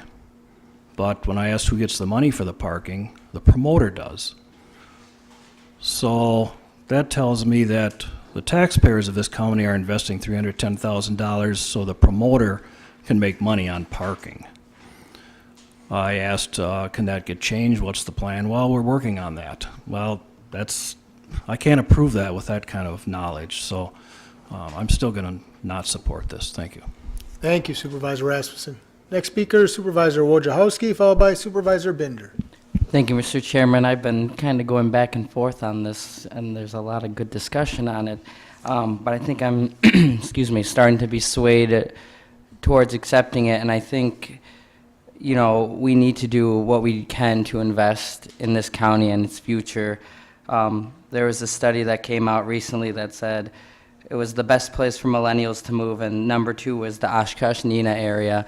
And I think that's because we are seeing more investment, and we do want more people coming here. And I think this is a worthy investment if we, you know, make the right choices. So I will be supporting this. Thank you. Thank you, Supervisor Wojciechowski. Next speaker, Supervisor Binder, followed by Supervisor Gabbard. I just wanted to clarify that road for the semis is behind the stage. It has nothing to do with the 20 acres. But Life Fest is paying $12,000 towards that road. So any money that they'd make in parking for the upcoming couple years, they're donating towards that road project. We have a 10-year contract with them, just like the airport has with the AAA. You just can't rewrite things overnight. It takes time, and it's sure at the end of 10 years that will be written in there where we'll get something for parking, if we can even use the county park. With the extra 20 acres, all the parking should stay in the expo site, and like the sheriff said, he doesn't like the people crossing the street. If we park everybody at the expo site, nobody has to cross the street. They just walk to the event. So we eliminate all that traffic coming from County Park. We eliminating the traffic in County Park, which I live out there. I really don't like it. I mean, I use the park, I walk in the park, and the whole park is full of cars. You know, I'm a taxpayer. I shouldn't have to basically not be able to go in County Park. That's why we got the grants to buy that. That park was bought with grants, and it's not supposed to be used for parking unless the county gets $1 or $2 per vehicle or whatever they work out in the contract. But Life Fest has a 10-year contract that we basically can't change until it's up. Thank you. Thank you, Supervisor Binder. Next speaker is Supervisor Gabbard, followed by Supervisor Finch. Is Rob still here? Rob, I have a couple questions for you. Since this property is in our township, we figured it was going to be annexed to the city and an apartment complex was going to go up there. But since we're talking demo buildings, there's a farmhouse out there, and I think there's another outbuilding. Please tell me that you're not going to go take bids and demo that this year to the tune of $100,000, $200,000, because that just is going to sway me away from this, and that you're not going to go in there with bulldozers and put some kind of parking lot in. You might put the community gardens in there and let that go at that. There is a long driveway already in there. So just kind of, if you could just give me a little bit insight as to what you're going to do with it if you get to purchase it. Sure. Some of this description was part of the presentation I did on it. I even think I kind of explained it in the revenue and expense readout that I provided. It kind of gave the story about what the process would be. But I wanted to address something that you brought up, and it was a question that was brought up during the presentation, that there is no intent, no need actually for annexation. I'm not sure what would drive that exactly because of the, you know, we're looking at parking, camping needs there. So it's not a site that really needs development or city support as far as utilities. What the design is on the building itself, it's a farmhouse. I'm kind of dating it at about the 30s, late 30s as far as when it was built. It probably should be tore down. There's no funding for it to be tore down this year. It'd have to be addressed as part of the park's operational budget.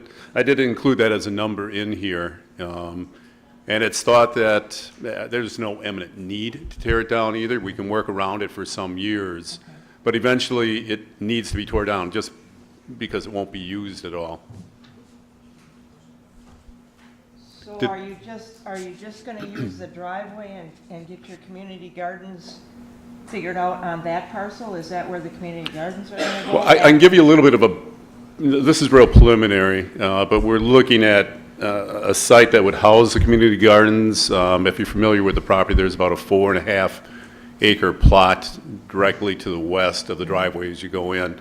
And we've had discussions with the extension on how it might be laid out. There's nothing definite, but it does present well for replacing the community gardens at that site. So, yeah, there is a very nice place to house the community gardens that's been taken into account.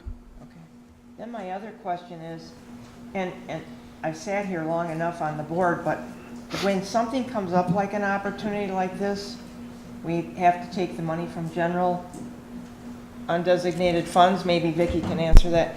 So we don't, it's not a capital because it's not a capital improvement, but it's land. Is that an ordinary thing that they don't have to put this in their budget, that they want to buy money or get money in their budget for future land purchases? So it wasn't included in the 5-year CIP, so that's what we said we're going to bond for. So if it's something that comes up as a one-time, we say on designated fund, general fund balance, but you can definitely change the funding source and amend it, and if the board agrees, we can bond for it, but it would have to be all in agreement because we did not have it in our CIP plan. And then it would need a 3/4 vote versus the 2/3. But it is typical to do it this way. Yes. It's an opportunity, and so we have an undesignated fund balance of 28.8. For a one-time expense like that, and because we didn't have it planned in our CIP for bonding. However, we usually don't bond for all, we usually don't get to all projects we intended in, for the year for bonding, so we usually do have extra monies that we could use for bonding if you chose. Thanks, Rob. Thank you, Vicki. Thank you, Supervisor Gabert. Next speaker is Supervisor Finch, followed by Supervisor Lautenschlager. Thank you, Mr. Chairman. A couple other things I want to bring up about, whether it be the parks or whomever. You got to remember something now. Any area that brings some sort of association in, they're bringing in vendors, and what are these vendors going to tell other people? Boy, we're in Winnebago County, and it was this, that, and or whatever. All right, that's pretty cheap advertisement for us. All right, citizens, giving citizens knowledge of what we have to offer them. You know, a lot of times, all they hear is, we did what? Oh, I don't know. I don't care. But we've done this. We've added to stores. We've added to shops. We're bringing, when we do stuff, the name, and I repeat, the name of Winnebago County throughout the state of Wisconsin. And some people can laugh. That's their choice. But they're the same ones that raise heck about doing something for Winnebago County. Thank you. Thank you, Supervisor Finch. Next speaker is Supervisor Lautenschlager. Thank you, Mr. Chair. Rob, I got a couple of questions for you. Used to it. Basically, we had a long discussion yesterday at Parks on this whole DNR Parks thing with paid parking or whatever. Mm-hmm. And technically, that's only if we park in the county park. If we expand the expo and the parking lot over there, we're not under those DNR regulations in the expo center, correct? Correct, as it applies to the, Only if we park cars in the county park. correct. Okay, so this land will help because it'll help expand even the parking area too, and hopefully we won't have to park like Supervisor Bender said. We won't have to have anybody across the street, walking across the street, because hopefully we'll have, if we can, have everybody on that side of the street. That's the intent. My other question is, and I might be wrong, whatever, does Life Vest charge for parking? They charge for camping, but I don't remember, and they charge admission, but I don't remember ever paying a parking fee to Life Vest. Do they? Yeah, they do, but they include it in their ticket structure.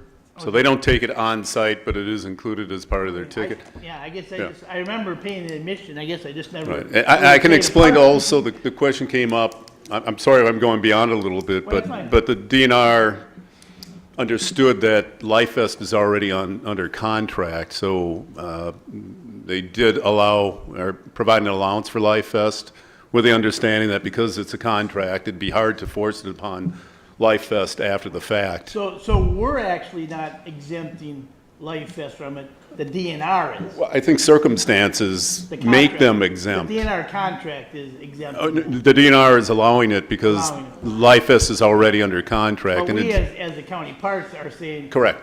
Life Right. Vest, you don't have to pay because we don't we don't want you, I mean. Well, it's hard to make them pay when they're under contract. I understand, Yeah. I understand. All right, thank you. Thank you Supervisor Lawton, second. Next speaker, Supervisor Weiss. Thank you, Mr. Chairman. This is my first term. I love this, what we're doing here. This is great. The response that was coming from everybody here. I think everybody but me has spoke tonight, so I might as well do it now. My thoughts are that we need to protect this investment. This is a great investment, this center here, and I think we need to do it, and this is a great way of doing it. Thank you. Thank you Supervisor Weiss. Seeing no other call-ins, we'll go to a vote. Oh, were you trying to call in? I apologize. I'll call in Supervisor Shorsey. Thank you, Mr. Chairman. I am going to support this resolution because I think it's a good investment and it makes sense with the land we own in that area. And when we looked at the land values of surrounding property, it makes sense for us to make that investment. I do have, as Rob knows, I beat on him regularly, and I think we have a lot of questions to answer about, parks, recreation, that sort of thing in the county. Given the fiscal situation. But I do think it's a great opportunity to invest, and we have nothing to lose. I don't think we have anything to lose. So I will vote yes. Thank you, Supervisor Shorsey. Seeing no other call-ins, we'll go to a vote. We'll do a roll call vote on this. Now remember, this requires a 2/3 majority of the membership, so it required 24 votes for passage. So vote aye if you want to approve the $310,000 for the 20-acre parcel. Vote no if you do not.